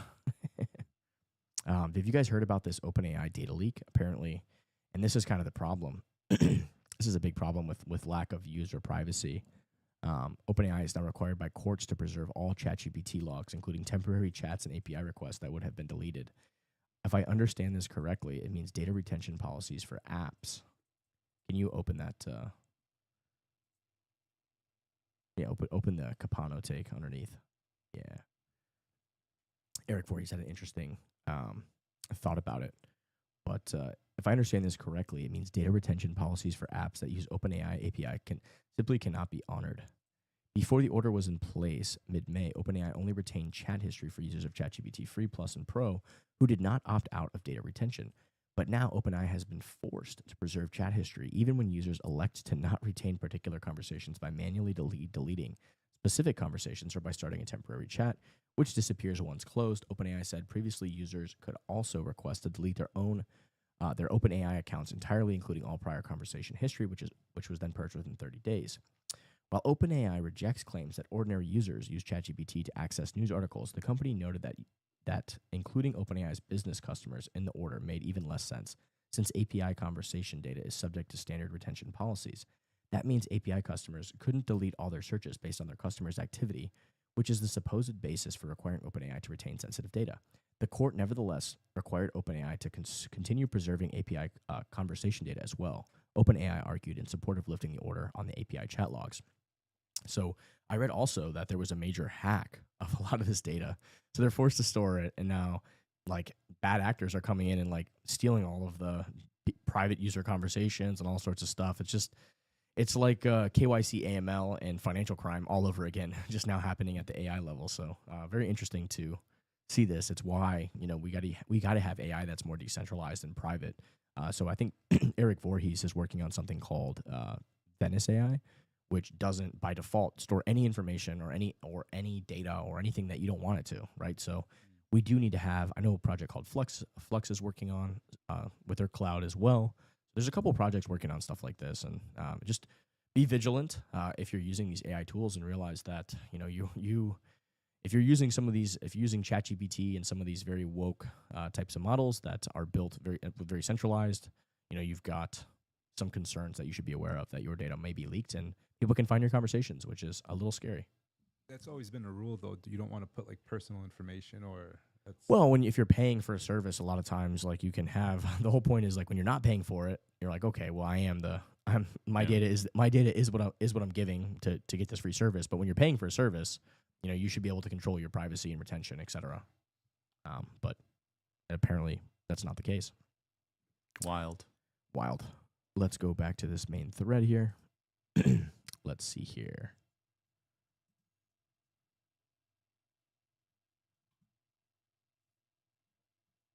Sorry, we got to get back to the top of this thread. This thing always gets messed up. Let's see here. Oh, this was something I wanted to point out. So last Wednesday we talked about, Dennis posted this. We talked about California doing a bad thing, which was essentially if your Bitcoin has remained inactive, you lose your Bitcoin. The argument here is that this isn't quite the case. They can't just steal it. So everybody kind of thought like, okay, that was the case. But apparently they will hold it for you. They will hold it for you and not dispose of it, but it will just be like unclaimed, seized property that you can later go back and claim. That's the counter argument to what we thought. So we have something like that set up already in every state, all 50 states. It's called unclaimed properties. Yeah. So if a business writes you a check and you never cash that check, after 90 days, they're supposed to send the funds to your state government. They list it on their website. You can go and claim it off of the website. So this type of thing happening by itself isn't that unusual. Yeah. It already happens right now just for cash. Yeah, I guess they're making a law, though, that like after 3 years of inactivity of your Bitcoin on an exchange, it will now be sent over to the unclaimed property at the government, and then supposedly you can go try to claim it later. So they won't just... that's my understanding of it. So it's kind of like they're not stealing it; they're just taking it to their unclaimed area. That's the Right, but I'm just saying they Yeah. do that already now with Yeah. cash. well. Apparently, this is now the law for Bitcoin as well. Like that's what's happening. That's what California did. Did it pass in California, or is it something? I believe it already passed. Yeah. So apparently, but what Dennis is saying, they did something good here. So let's take a look here. What he's saying. So the Satoshi Action Model bills have. Let's see if we can pull this up. We'll grok it real quick and see what good thing happened in California from our good friend Dennis Porter here. Let's see here. So it looks like they passed AB 1051, passed unanimously by the California Assembly on June 3rd, 2025, classifies inactive exchange-held crypto as unclaimed property, aiming to protect consumers by holding assets in their native form, not liquidated. So I guess you could make the argument that after 3 years of inactivity, normally, I guess they would liquidate it, but that doesn't make sense to me. I don't know why they would make a trade with someone's property and convert it into USD. But here they're essentially saying like they're not going to liquidate it; they're just going to send it to the government. So they're saying they'll liquidate it as in the exchange, which exchange would just take the money. 'Cause So- you haven't touched it in 3 years. I don't know. I don't know. So what I saw a comment was somebody said that they lost access to their Coinbase account and they were in California. I saw this in one of the threads, and they said that, yeah, I lost access to my crypto exchange, and eventually I got a check from the government like 5 years later or something, and it was just cash for the amount that they liquidated. And like, had they just kept it in Bitcoin, I would have had I would have gotten like 5 times more, right? But they actually, because I lost access to the account, they closed it and sent it to the government, and the government turned it into cash. So what they're saying is like now, instead of converting it to cash, they're going to leave it in Bitcoin, which would be a good thing, right? In that sense, that part of it's good. But as a token of the same coin, that's a nice analogy there. You like that, token of the same coin. They should just leave it alone. Leave it on the exchange. If they left it alone, they would never get it because they had lost access to the account. So it's lose-lose. Well, actually, if you have an account and technically, if you have money on it, if you have crypto on an account and you lose access to it, you can prove your identity and get it back if you maybe make the effort to do It it. depends on what they did to set up their security for the account. If you're going with a stupidly high secure account, Well, then a Coinbase exchange. If you lose access and you are the Coinbase, person, sure, yeah, sure. that's what this argument is for. Coinbase or other Right, but I'm exchanges. saying there are other websites where it's like, all right, if you lose this, you're screwed. Yeah, They we're not talking about self custody. We're not talking No, about. I'm not even talking about self custody. I'm still talking about any of these centralized exchanges. You put the exchange there or the money into the exchange, but they have such strict security things where they give you the key to get into the exchange, and if you lose that key, you're screwed. I haven't seen that. I think if it's a centralized party, there's somebody you can talk to that, like, if you are who you are and it's your funds, like, they can't prevent you from getting your funds back. Like, it's you. You're the person. It's, hey, here's my identity. Here's my face. This is my money. They have a legal. I don't know what it's called, a legal directive, like their legal obligation to give you your money back. Obviously they could be sued and lose a massive amount of reputational risk, and there's a way, right? Like they can't. It's not like you're locked out. Like if you leave your funds on the exchange, you forget your password, you forget whatever, you can prove your identification and get your funds back when you want. Like I don't know why the government needs to get involved to liquidate your funds and then send it to some other.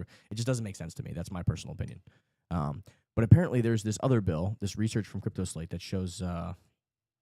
Hold on. Nope. Let's see. I was hoping that let's ask Paul. Can you ask Grok what good thing happened for Bitcoin in California that Dennis is talking about here? I think he got something passed. They had some good proactive positive lobbying. So let's see what he's talking about here. No, I don't think he's talking about that. No, he's talking about something else. I read about it the other day. I couldn't. Let's head back to the main thread. We can exit out of this and just scroll down a little bit.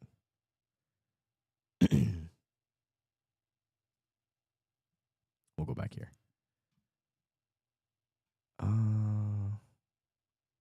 So someone here says, Geiger Capital. Holy shit, Atlanta Fed is now projecting that Q2 GDP will be plus 4.6%, a massive expansion, opposite effects of the tariffs from Q1. So interesting to see, how these GDP numbers are going to change. Are we going to have less regulation? How is this all going to play out? Do we have looks like we have some comments in the chat. Are you able to pull that up? The username is interesting.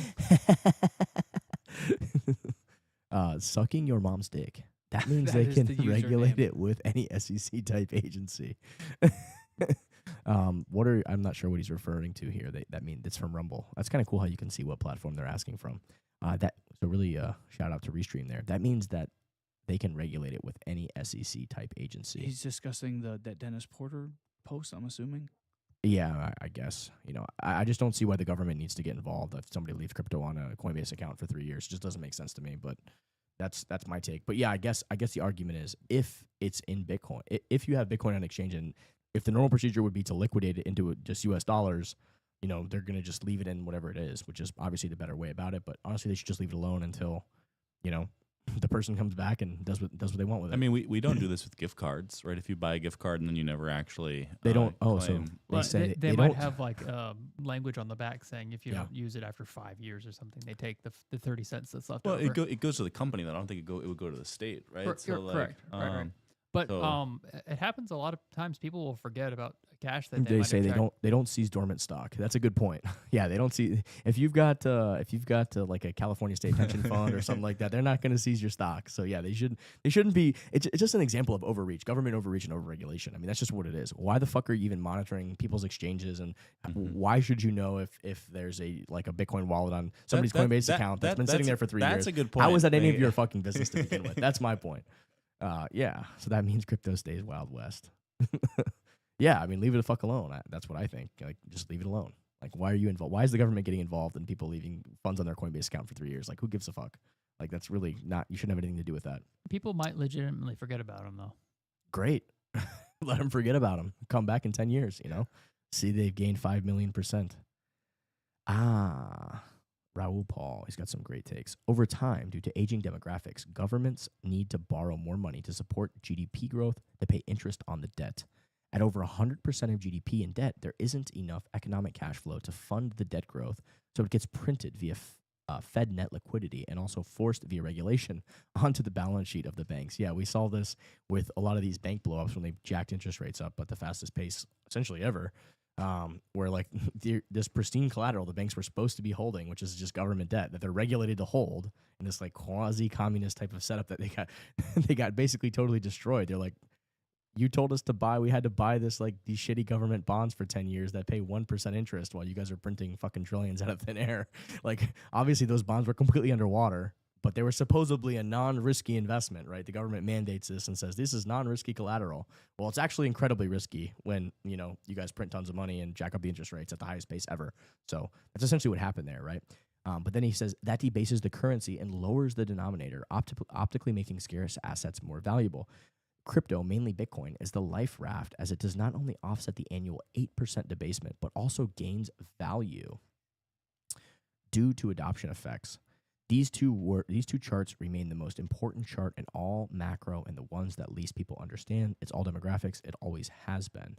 Raul Paul has some really interesting takes. He this whole thing about M2 money supply and following Bitcoin's price, like that chart is like that model so far has been pretty accurate. So I'm listening to what he has to say. I think, listening to that man, he's, I mean, obviously nobody's perfect, but some of like the high, big macro viewpoints and the way he's looking at and thinking about the world, like a lot of the stuff he's said has been pretty damn accurate. Ray Kurzweil is another one who Ray Kurzweil, yeah. is on Kurzweil's the law. money. Yeah. He says SYMD, that's what I'm going to call him. SYMD says, focus on the word seize. Yeah, you're not wrong. Seize. Why are they seizing any funds? Why are they taking them anymore? I think you're still talking about the previous point about what California's doing. I mean, they probably look at it as a strategic asset if they can get their hands on it. Why not? Yeah, if nobody So, claims it for 20 years, yeah. then it's like, oh, this is ours, we should try and call and be like, oh, we've got some lost Bitcoin. Yeah. Can you give it to us? They'd probably give it to you. They say, sir, are you an illegal alien? No, I'm sorry. Then you can't have it, sir. Remember that story of this This is guy? for illegal aliens that we'll give you a little Bitcoin if you go vote. Practicing the this- ability to Remember, take it. it's a law. We can't look at your ID. There's no voter ID here. Oh man, yeah. Here's this drone swarm video from China. Look at that. That's we, that we one. went over We it. went over that bad You guys boy. remember that guy who was invoicing Google and they paid him for years? Yeah, there's some guy that was sending invoices to Google, just like sending an invoice. And they just like kept paying it. It's kind of like the government too. They're just like paying all these invoices to all these contractors that are doing, this was a $5 million contract, sir. Well, when you get big enough, it's just easier to pay the things and actually research what you're paying. Yeah. It happens to Facebook. It happens to, I think, all the big ones. That's how They just send invoices. That's how I feel looking at our business checking account right now. I'm seeing all sorts of things I've never even heard of. What the hell is this? It's this media thing, this thing over here. The cost to send an email now is so low, and so just being able to do like accounting and just be like, here's an invoice, like please process this is like costs 2 cents. So. What's going on here? Insurrection Barbie says, oh, look at that. Doge just got full access of the Social Security Administration records. Democrats are in big trouble. What's going on here? Is this a breaking news? Looks like it just came out about less than an hour ago, maybe. Yeah, I guess the Supreme Court made the right call. SSA's data systems have been a swamp of inefficiency for decades. 601 million in refugee grants, billions in improper payments, and zero accountability. Democrats aren't in trouble. Taxpayers are finally getting transparency. Yeah, please show me one Democrat who has been in trouble. They blatantly commit crimes and nothing happens to any of them. Having access to the SSA isn't going to produce anything. Either it's reality. Oh, I guess we'll see what happens. I'm inclined to say nothing's going to happen. You think nothing's going to happen? Yeah, I'm inclined that direction. I mean, I think if you work at Doge, the whole Elon Trump sort of situation, like you have to have the wind out of your sails a little bit, or it's just like you kind of feel like, I mean, Elon's now doing his own thing. He's going back, focusing on his businesses, and like, but I don't know. I mean, are you really going to continue working like 20-hour days if you kind of feel like the dynamic is changing and we're going to grow our way out of the problem versus so I'm hopeful that they figure this out, because I mean Social Security is probably the biggest thing we need to sort of wrangle in and figure out, but I don't know. I think the whole Elon scandal probably has demotivated a couple people there. You might not be wrong. You might not be wrong. Let's react to this video. What do you got here, Paul? Why don't you I haven't seen the full podcast. I watched the beginning of it, but there's quite a few clips from it, and I'm just hearing he's sticking with his story that Epstein killed himself. And didn't they say they have like an actual video of it actually happening? Don't they actually have it on video now? That's probably why they changed their tune, because they saw the video. I have not heard of that. Yeah, I think Dan Bongino said like I've seen the fucking video, like he did kill himself, but I don't know. Like, let's play and see what they're saying here. What about the video from the island? Oh, that's sorry. So you're talking about two different things. So sorry. So again, we're going to give you everything we can, and people have to remember, we're not going to re-victimize women. We're not going to put that shit back out there. It's not happening, because then he wins. Not doing it. You want to hate me for it? Fine. Again, logical play out. If there was a video of some guy or gal committing felonies on an island, and I'm in charge, don't you think you'd see it? If you have access to it. If I have it, period. Right. If I have it. So where else would it be? Right. If you have it. Right. But you can't say that you have it. No, we're giving you everything we have. So far. Everything we have so far is Have the you guys universe. gone over all the video that's available? Yeah, that's what I'm telling you. That's what takes so much damn time. Right. And is there video from the island? not of what you want. The people out there have filled the void with can't wait to see X, Y, or Z. Right, speculation. Yeah, I mean, I don't. You think that they would leave a lot of the evidence, like when the previous, like even if there was actual evidence of some of this stuff, like you think the previous administration on their way out would leave? Like they literally shut, like within the past like 14 days of Biden's presidency, they like paid out like $100 billion to all their like all the rats scurrying the ship, like into, they gave it to like Stacey Abrams and like all this money. You think they just like left like incriminating videos of their people? I mean, I'm not surprised that they're not actually seeing anything. Like even if it did exist at one point, like good luck seeing that. But I did see Bongino say at some point that because I know in the past he said like, and I always like Epstein didn't kill himself. Like, obviously it just seems so obvious that he didn't, and that it was a setup. But as a token of the same coin, like if there is a video of him doing it, like, if they do have that security footage, then I was wrong. Like I'm willing to admit I was wrong. It looked a little sus. They said all this stuff, but like if he is on video killing himself, and that's what Bongino seemed to have say was like, I saw the fucking video. He killed himself. Like, we were wrong. Google AI. Don't believe it. I don't know. I'm just saying. I mean, you can make that argument now, I guess, for everything, that everything is AI now. Yeah, Like, anything you don't want to believe is like, oh nope, it was Google. It's Yeah. AI. Yeah, it was AI. Well, Google AI is so woke that I promise you it's not Google AI. It wouldn't even make that video. It would say, sorry, sir. Are you sure This is offensive. it's and covering a we Democrat." that's a good point. Ooh, that would blow the fucking AI up. It wouldn't know what to do. We've been programmed to be woke, but it would just like fucking short circuit. Oh, man. Yeah, because listen, if Jeffrey Epstein is not black in that video, then you know Google AI didn't make it because it was turning everything black, everybody black or Native American or whatever. So if it's actually Jeffrey Epstein looking in the video, we know it wasn't Google AI.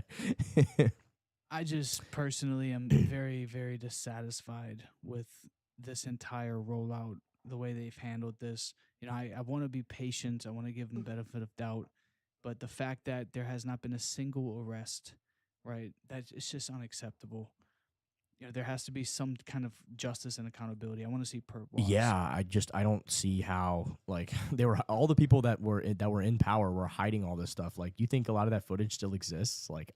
That's funny. You think they're just gonna leave it there for fucking Trump and Pash Patel and people? Ghislaine's still around though, so Yeah. it's not like we couldn't go ask her, be like, hey, who but were some of your clients? She can say whatever. I mean, they got her little notebook of Right, whatever. but at least it's you know who to start looking at and trying to investigate.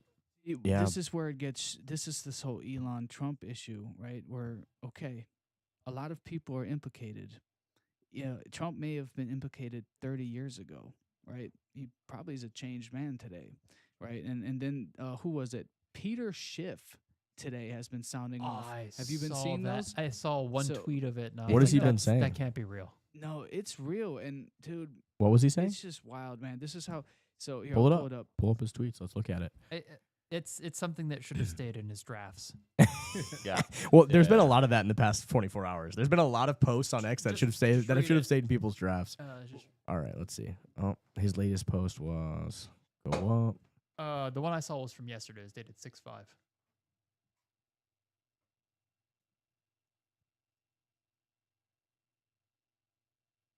Trump is upset. Trump dismissed.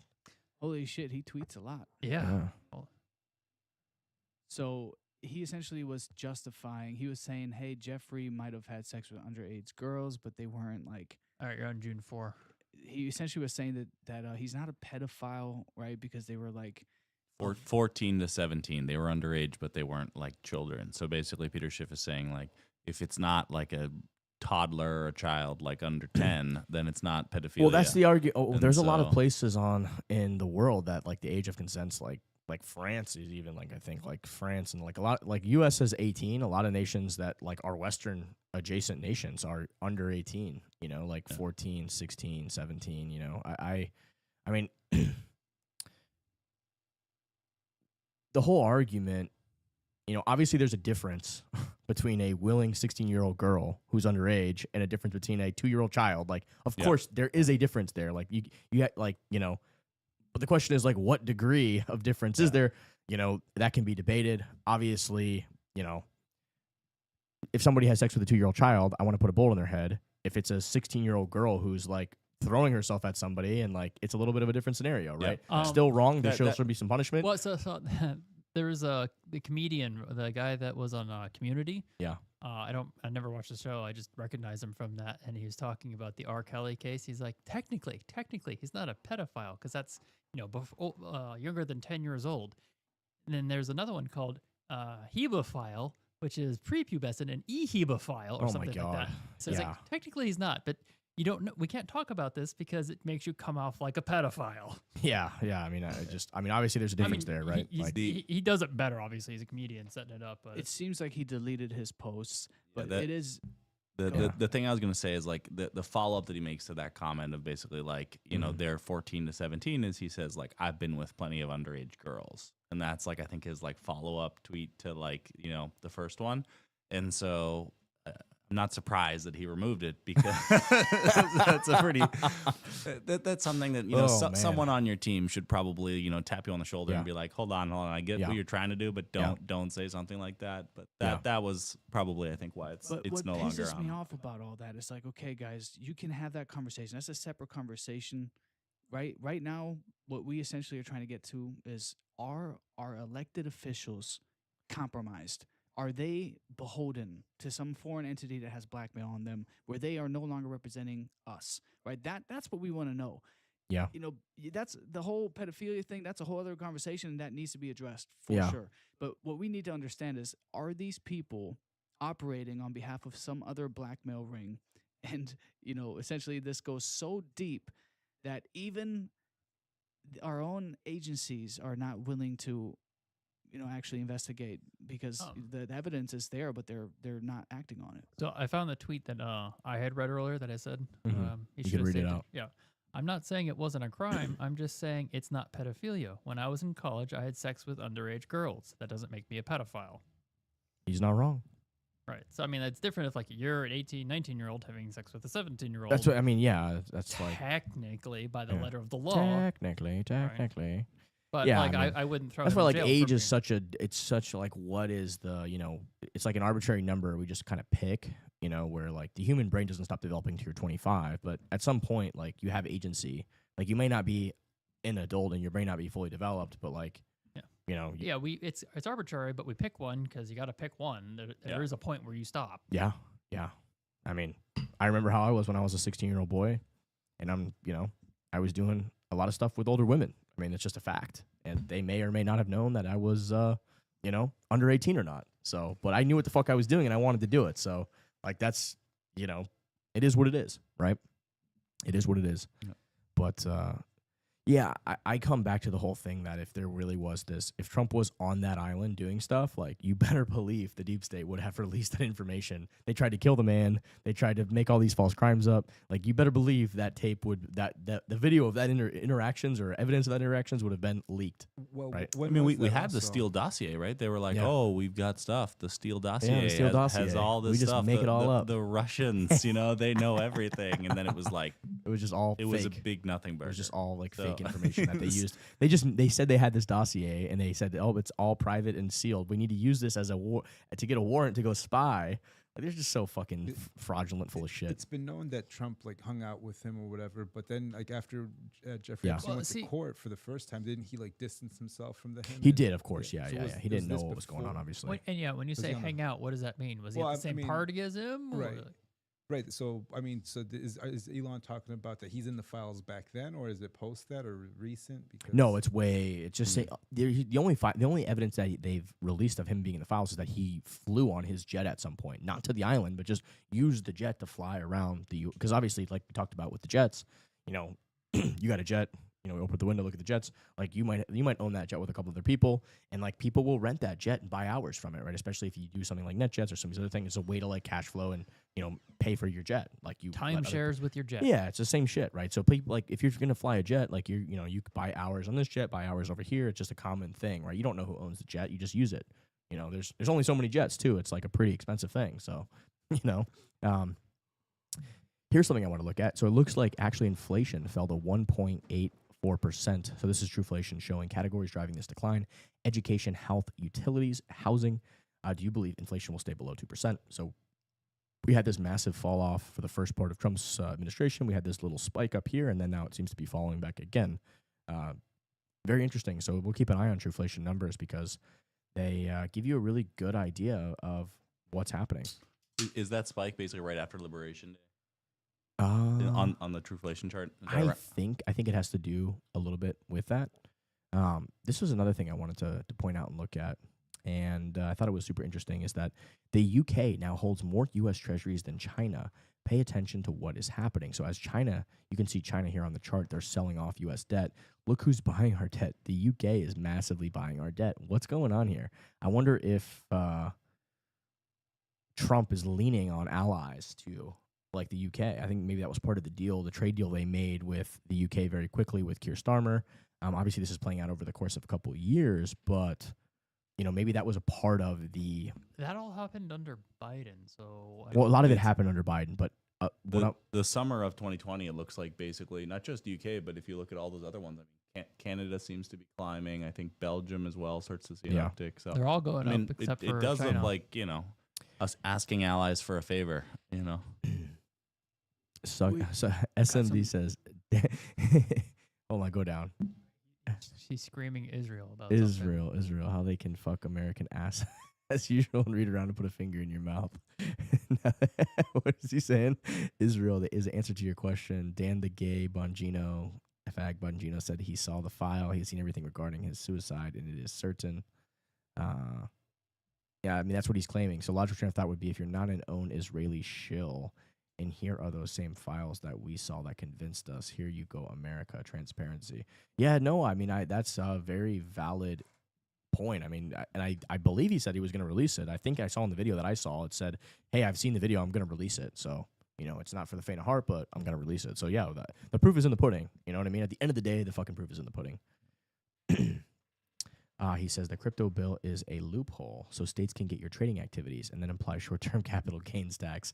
Yeah, I mean, wouldn't be surprised. Would be surprised. Any which way for California, especially to suck more money from their population, would be something that would not surprise me in any which way. So, Phil, I don't know what is this. Looks like Philip Imbert from X has posted our the Peter Schiff quote that we're talking about here. Let's see here. Are you able to pull that up? Was that the one? Was that the one that you read? I think it was the I one think you Kyle read. might have read it. Yeah, Yeah. probably. Okay. Yeah, Paul, this Restream chat's pretty cool. I like that. Just click on the link. by Instead, itself get the and old see where- trust us. Yeah. No, I agree, man. Transparency is key. You know?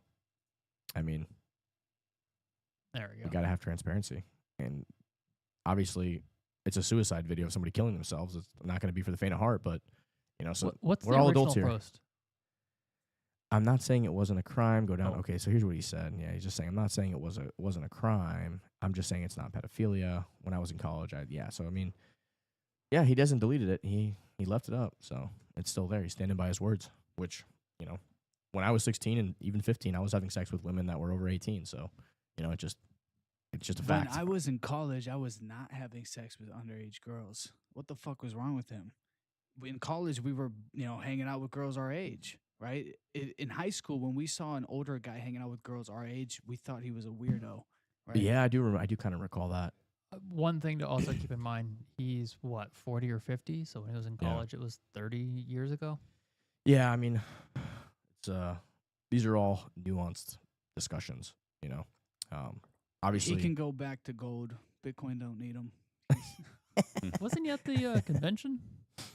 Yeah. He was, yeah. Yeah. I actually like that. I thought it was kind of cool that they brought him and they had I think they should bring people that Disagree. they disagree, have different viewpoints. it becomes too it becomes too one-dimensional if the conference doesn't have dissenting voices, and so I thought it actually was kind of brave of him to just come into the the den of the lion and make his case. Yeah, our boy Dr. K flew out there with him. Yeah, Dr. K was on. He's been on the runway and been on Cypherpunk'd, and he actually flew on the jet with him. And I guess he tried to orange pill him while he was on the jet. I think he posted that he was successful, but I don't know. Wow. All right. He must have made him think about some stuff. So, what are you gonna do? Let's go back to our thread He's here. a smart guy. Doesn't come across that way in this tweet, but he's a smart guy. He's just playing the game. Yeah. Anyways, did you guys want to move on from this topic? I mean, Sure. I think like my final point will be like, you know, if you're like a senior in high school, like my girlfriend was a junior at the time, and I think I was 18 and she was 17, and we were dating for like 4 years and we were having sex. So like, does that make me a fucking pedophile? No, like that's ridiculous, right? So there's my final thought on that last final topic. So I'm calling the police. call the police, call them up, let them know.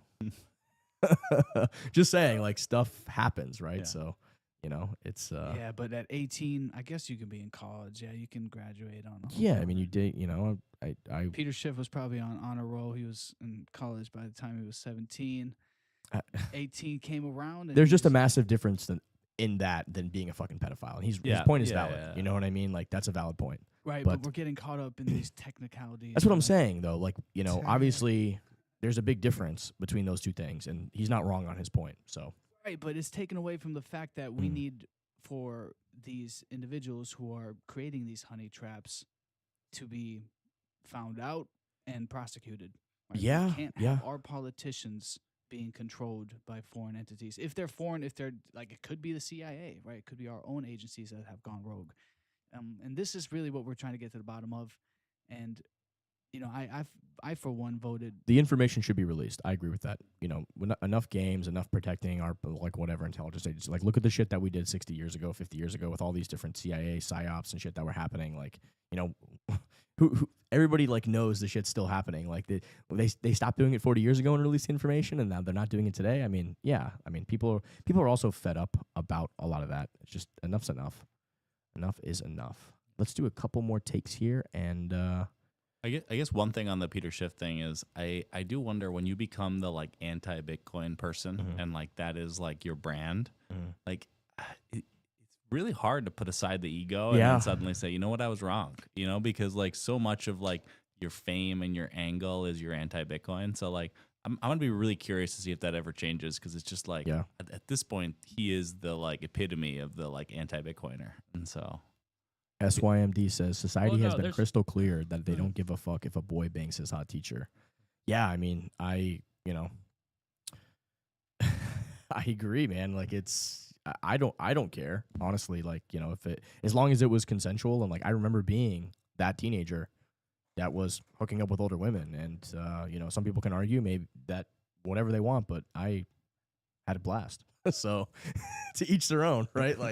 So again, it is a nuanced topic. It is absolutely a nuanced topic. There is actually an interesting moral discussion I've heard, because of our Phil says the societal Romeo and Juliet law. Right. Because of these societal values that we have, a lot of our achievers, those individuals who back in the old days would have been head of tribes, they would have had as many women as they wanted, right? Today, those high achievers are essentially forced to be monogamous and have to hide any of their relations outside of their, public relation. And that can create these perverted, secretive, outlets. And I think there's a conversation to be had about, these guys are apex predators in a sense, right? You're talking about very high intellectual, fucking conniving.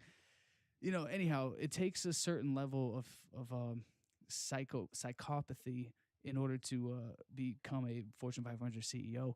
And if you are not allowed to act on your desires because publicly you'll be shamed for it, that can create all these introverted, very strange, alternative outlets.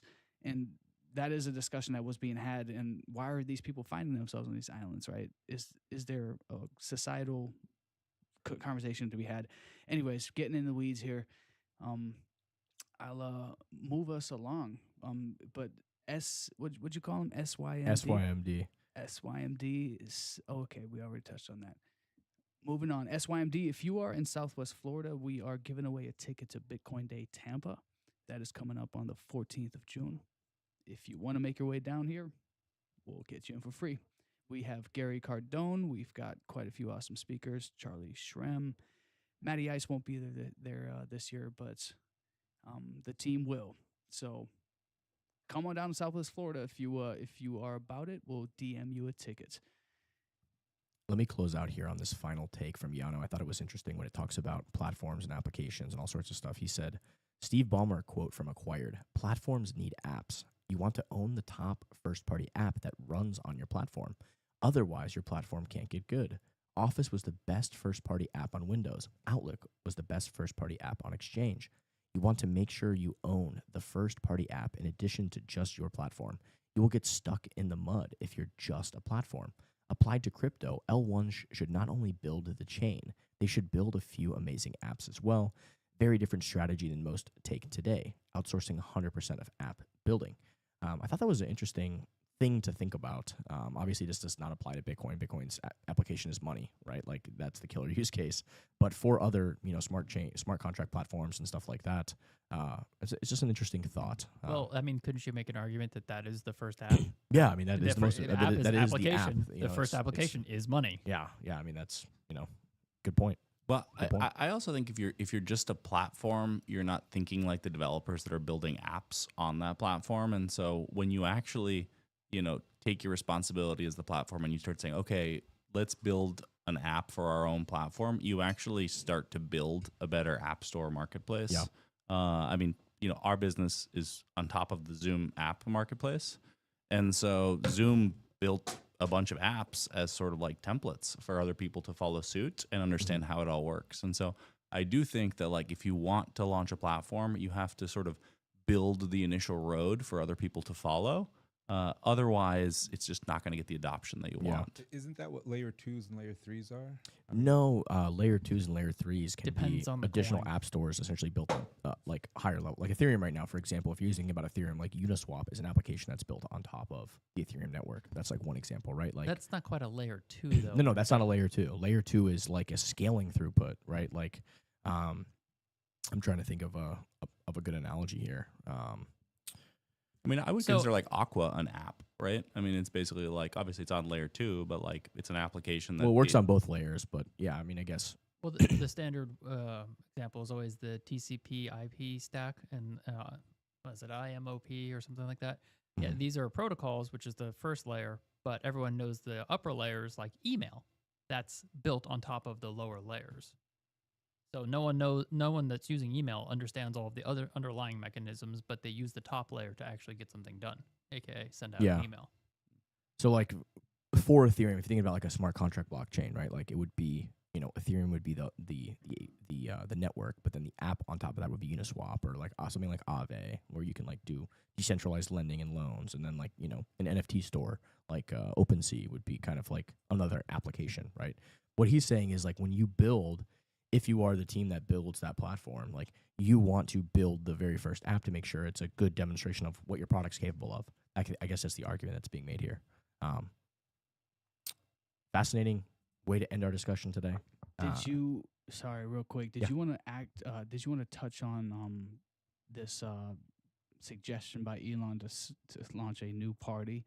He just tweeted right this second that we should have an American party that represents 80% of the middle class, and there was a poll taken. Do you want to touch on that, or should we get to that next week? I mean, yeah, he did a poll. Obviously, people that follow him are, it's kind of like it's hard to. People in his echo chamber are going to say yes because he proposed it. I mean, People have been what talking what about were making the- I think, what of were the course, it would be results? better. It would be better for America if there were independent parties and there were more options than this binary of red and blue, and that's it, right? people have been uh, talking about making another party for decades. Yeah, it's just and been it going gets on nowhere. for centuries, even. I mean, like, we've got the Green Party and the Libertarian Party, and Yeah. they've never really been Yeah. able to pick up any steam. And yeah, so, The- MAGA. the- When he the says the most- America Party, like that is MAGA. Like MAGA was a lot of former Democrats and a lot of they came over. They were the middle class and they came over to support Trump's agenda, right? So there's just this pushback. I don't know. Yeah. So obviously it's a good idea. What the question is, the devil's in the details. the problem with having a bunch of parties and sort of, I'm originally Italian. I mean, I'm an American citizen, born and raised here, but my family's originally Italian, and I think we have so many different parties that Mhm. ultimately it becomes impossible to create consensus. Yeah. And so at least I think with two sides, we can at least fall into like, we're red or we're blue. And it makes things a little bit easier because there's some common ground to stand Mhm. on. Whereas like when you have that many different parties, consensus just becomes impossible to Yeah. be able to get stuff over the line. Interesting. Well, Interesting maybe take. there's probably a middle ground between two parties and infinite parties. So I mean, Probably true. maybe like 12 parties or something is going to be the happy medium, or 7 or something. I don't know. Just more than just a binary choice.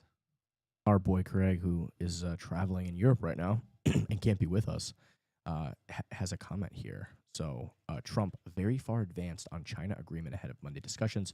This is something we didn't talk about. Trump and Xi had a 90-minute phone call yesterday during the Twitter war between Trump and Elon. And apparently they are, they made some headway when it's just like the two heads kind of talking and saying, hey, let's move things along. And Trump is claiming that they made a lot of progress. Now, Craig says he's either lying or caving. When taco ? I don't know, Craig. I mean, why, who knows? What's the backstory on the taco? Is it just like Taco Tuesdays or like? I don't know what he's saying here. I don't know what's going on. 'Cause When taco- he's tweeted a few We times. wanna talk about it? About this Let's see what's going on. taco. Yeah, you don't know that's an acronym. That's it's a diss on Trump. What does it stand for? I you don't know, but It's can you not- it's like- let's Because rock he it. was doing Tariff Man, which I Yeah, thought was really grok. funny Reason. of Trump being like What Tariff does Man. taco mean? Let's see what he's saying here. Various exchanges, technology. No, this ain't What shit. about you, in a- you have to say, what- what does taco mean in do- this post? Yeah, trade context or something like that. Yeah. Yeah, let's see here. I don't know. I mean, who knows? There we go. Trump always chickens out. Ah, okay. Yeah, I don't know. I guess we're going to see. I mean, the question is, will we get a deal with concessions? I mean, the proof will be in the pudding, Greg. So at the end of the day, you know, if China is not making concessions and giving a good deal, then, you know, yeah, he chickened out. But at the same time, if China does make concessions and follow through with the template that they kind of agreed to in person, China's having a lot of problems too. I know that like this is they're a lot of their markets are on the verge of collapse in a lot of ways. They're having a housing market crisis. They're having all sorts of issues. So, like I said, when I analyzed some research over the past couple weeks, it was like a lot of people that were supposedly like the Elons that are in Trump's orbit, like the people that were in Xi's orbit. A lot of them just disappeared. What happened to those people that were part of the government? They just disappeared. Hey, this minister's gone now. This minister's gone now. This minister's gone now. My guess is like, you know, they were probably monitoring and tapping conversations and shit, and he figured out these guys have fucking turned against him. So he just eliminated his political, you know, circle that wasn't playing ball. So who knows? I mean, we just don't know at the end of the day, but we do know that there is domestic issues going on in China. And, you know, the argument is that China can just kind of like, he's an authoritarian, so he can just get away with it forever. But as a token of the same coin, you know, you can only get away with it for so long until you're taken out by a drone strike or assassinated or one of those 5 billion people gets so pissed off they take, you know what I mean? So you just never know. So you kind of do have to, you know, make sure things are moving and keep the world together. So hopefully they can get past, and hopefully it can be a win-win, right? Wouldn't that be nice if China and America can win, if they can maybe rebalance a little bit, be a little bit more fair, but at the same time, you know, maybe they can be a little bit more of a consume a little bit more instead of just exporting. I mean, rebalance things a little bit, and I'm sure there's benefits and concessions that can be made on both sides that end in a deal that's a win-win for both sides of the world. So hopefully we'll see that. I think so. Any final questions on Restream before we close this out? Elon is saying, yes, obviously they were trading barbs yesterday, so that was one of the things is Elon was going off about the tariffs because he was stabbing back at Trump after he took away his Dragon funding for the Dragon These Nuts capsule all over your face. That went away. So That's just got to be a terrifying thing for the Let's see here. astronauts. Oh no, cool. our ride home's getting defunded. So let's see. I'm in Boca. You said Southwest Florida. What's the name of the event? Yes, post it in the chat. Are you able to post in there? It's Bitcoin Day. yeah, I'll drop Tampa. a link. Yeah. You are welcome to come down. We'll get you a free ticket. It is a very unique event where you get to actually meet all these speakers. I'll send you the link. You'll see we've got quite a lineup. But yeah, he also says starting a new party would make us all racist, white supremacists, anti-Semitic terrorists. Oh goodness. He's sounding off over here. He's sounding off. That's why the two-party system is one party. What's the name of the event? Okay. I do hope he comes because he's going to have to introduce himself. He's going to have to be like, hey, I'm sucking your mom's dick. Nice to meet you. I love it. Now he could be anonymous. We'll get it to him. He can just do whatever he wants. But yeah, send him the details on the event. Can you do that in the chat, Paul? I'm gonna try. Let's see. Are we able to comment in the chat or no? We don't have that control. No, I can comment in there. Yeah, just send him the link before we shut down our stream here. But that's all I got, boys. You guys got anything else? No, I think we talked a lot about Trump and Elon. Yeah. I was hoping we could bring up the whole Palantir stuff. Oh yeah, I think we briefly touched on that. I think on Wednesday, but yeah, that's definitely, you know, obviously, anytime government surveillance continues and grows, it never works out. It's always it always gets abused and a loss of liberty. So yeah, I think Trump has these national security intentions, and I think like that's where like I really disagree with him on a lot of things. Where he's like very like he was very like, oh, it should be a crime to burn the American flag, like. You know, we have the American flag represents the ability to burn the American flag. Like, it's freedom of speech, right? So he does have these kind of authoritarian tendencies sometimes, and I think this is leaning into a little bit of that. Obviously, he saw what the government, how it was weaponized against him. Now, imagine if the government has even more power, more centralized control. I think maybe they're coming at it from a point of, like, they can save money because there's, you know, they can cross-reference and make sure that illegal aliens are doing this or that, but American citizens should absolutely not have more surveillance in violation of the Fourth Amendment. That's my take. It seems if you go down that road, you're going to go down like a Minority Report story where they're taking data and essentially arresting you for things that you thought or you're thinking of doing. So, but I mean, if the government wants to give the personal information of American citizens to a private corporate entity that sure is United States based, that has to be something that is done through the legislative branches, and there is some and nothing like that would ever really pass. Like it's just like, I mean, the counter argument is look what Snowden exposed. Look what they're already doing. It's already terrible. They already like total violation of the Fourth Amendment. The Patriot Act is totally unconstitutional. I mean, there's all these different things that are happening. This just seems like an expansion of it, and I think all of it should be repealed completely. Obviously, it just creates honeypots of data. We're seeing that with AI, like with OpenAI now. We're talking about the AI, the breach of like data. Like all this stuff is just honeypots of people's data that you're not protecting them. You're actually just making them and putting them more at risk. So I think that's where we're at with all this. That's the status here. Paul, I think we are going to wrap things up, guys. It's been a great podcast, and I'll see you guys next Wednesday. It's a wrap. thanks, Have a good one.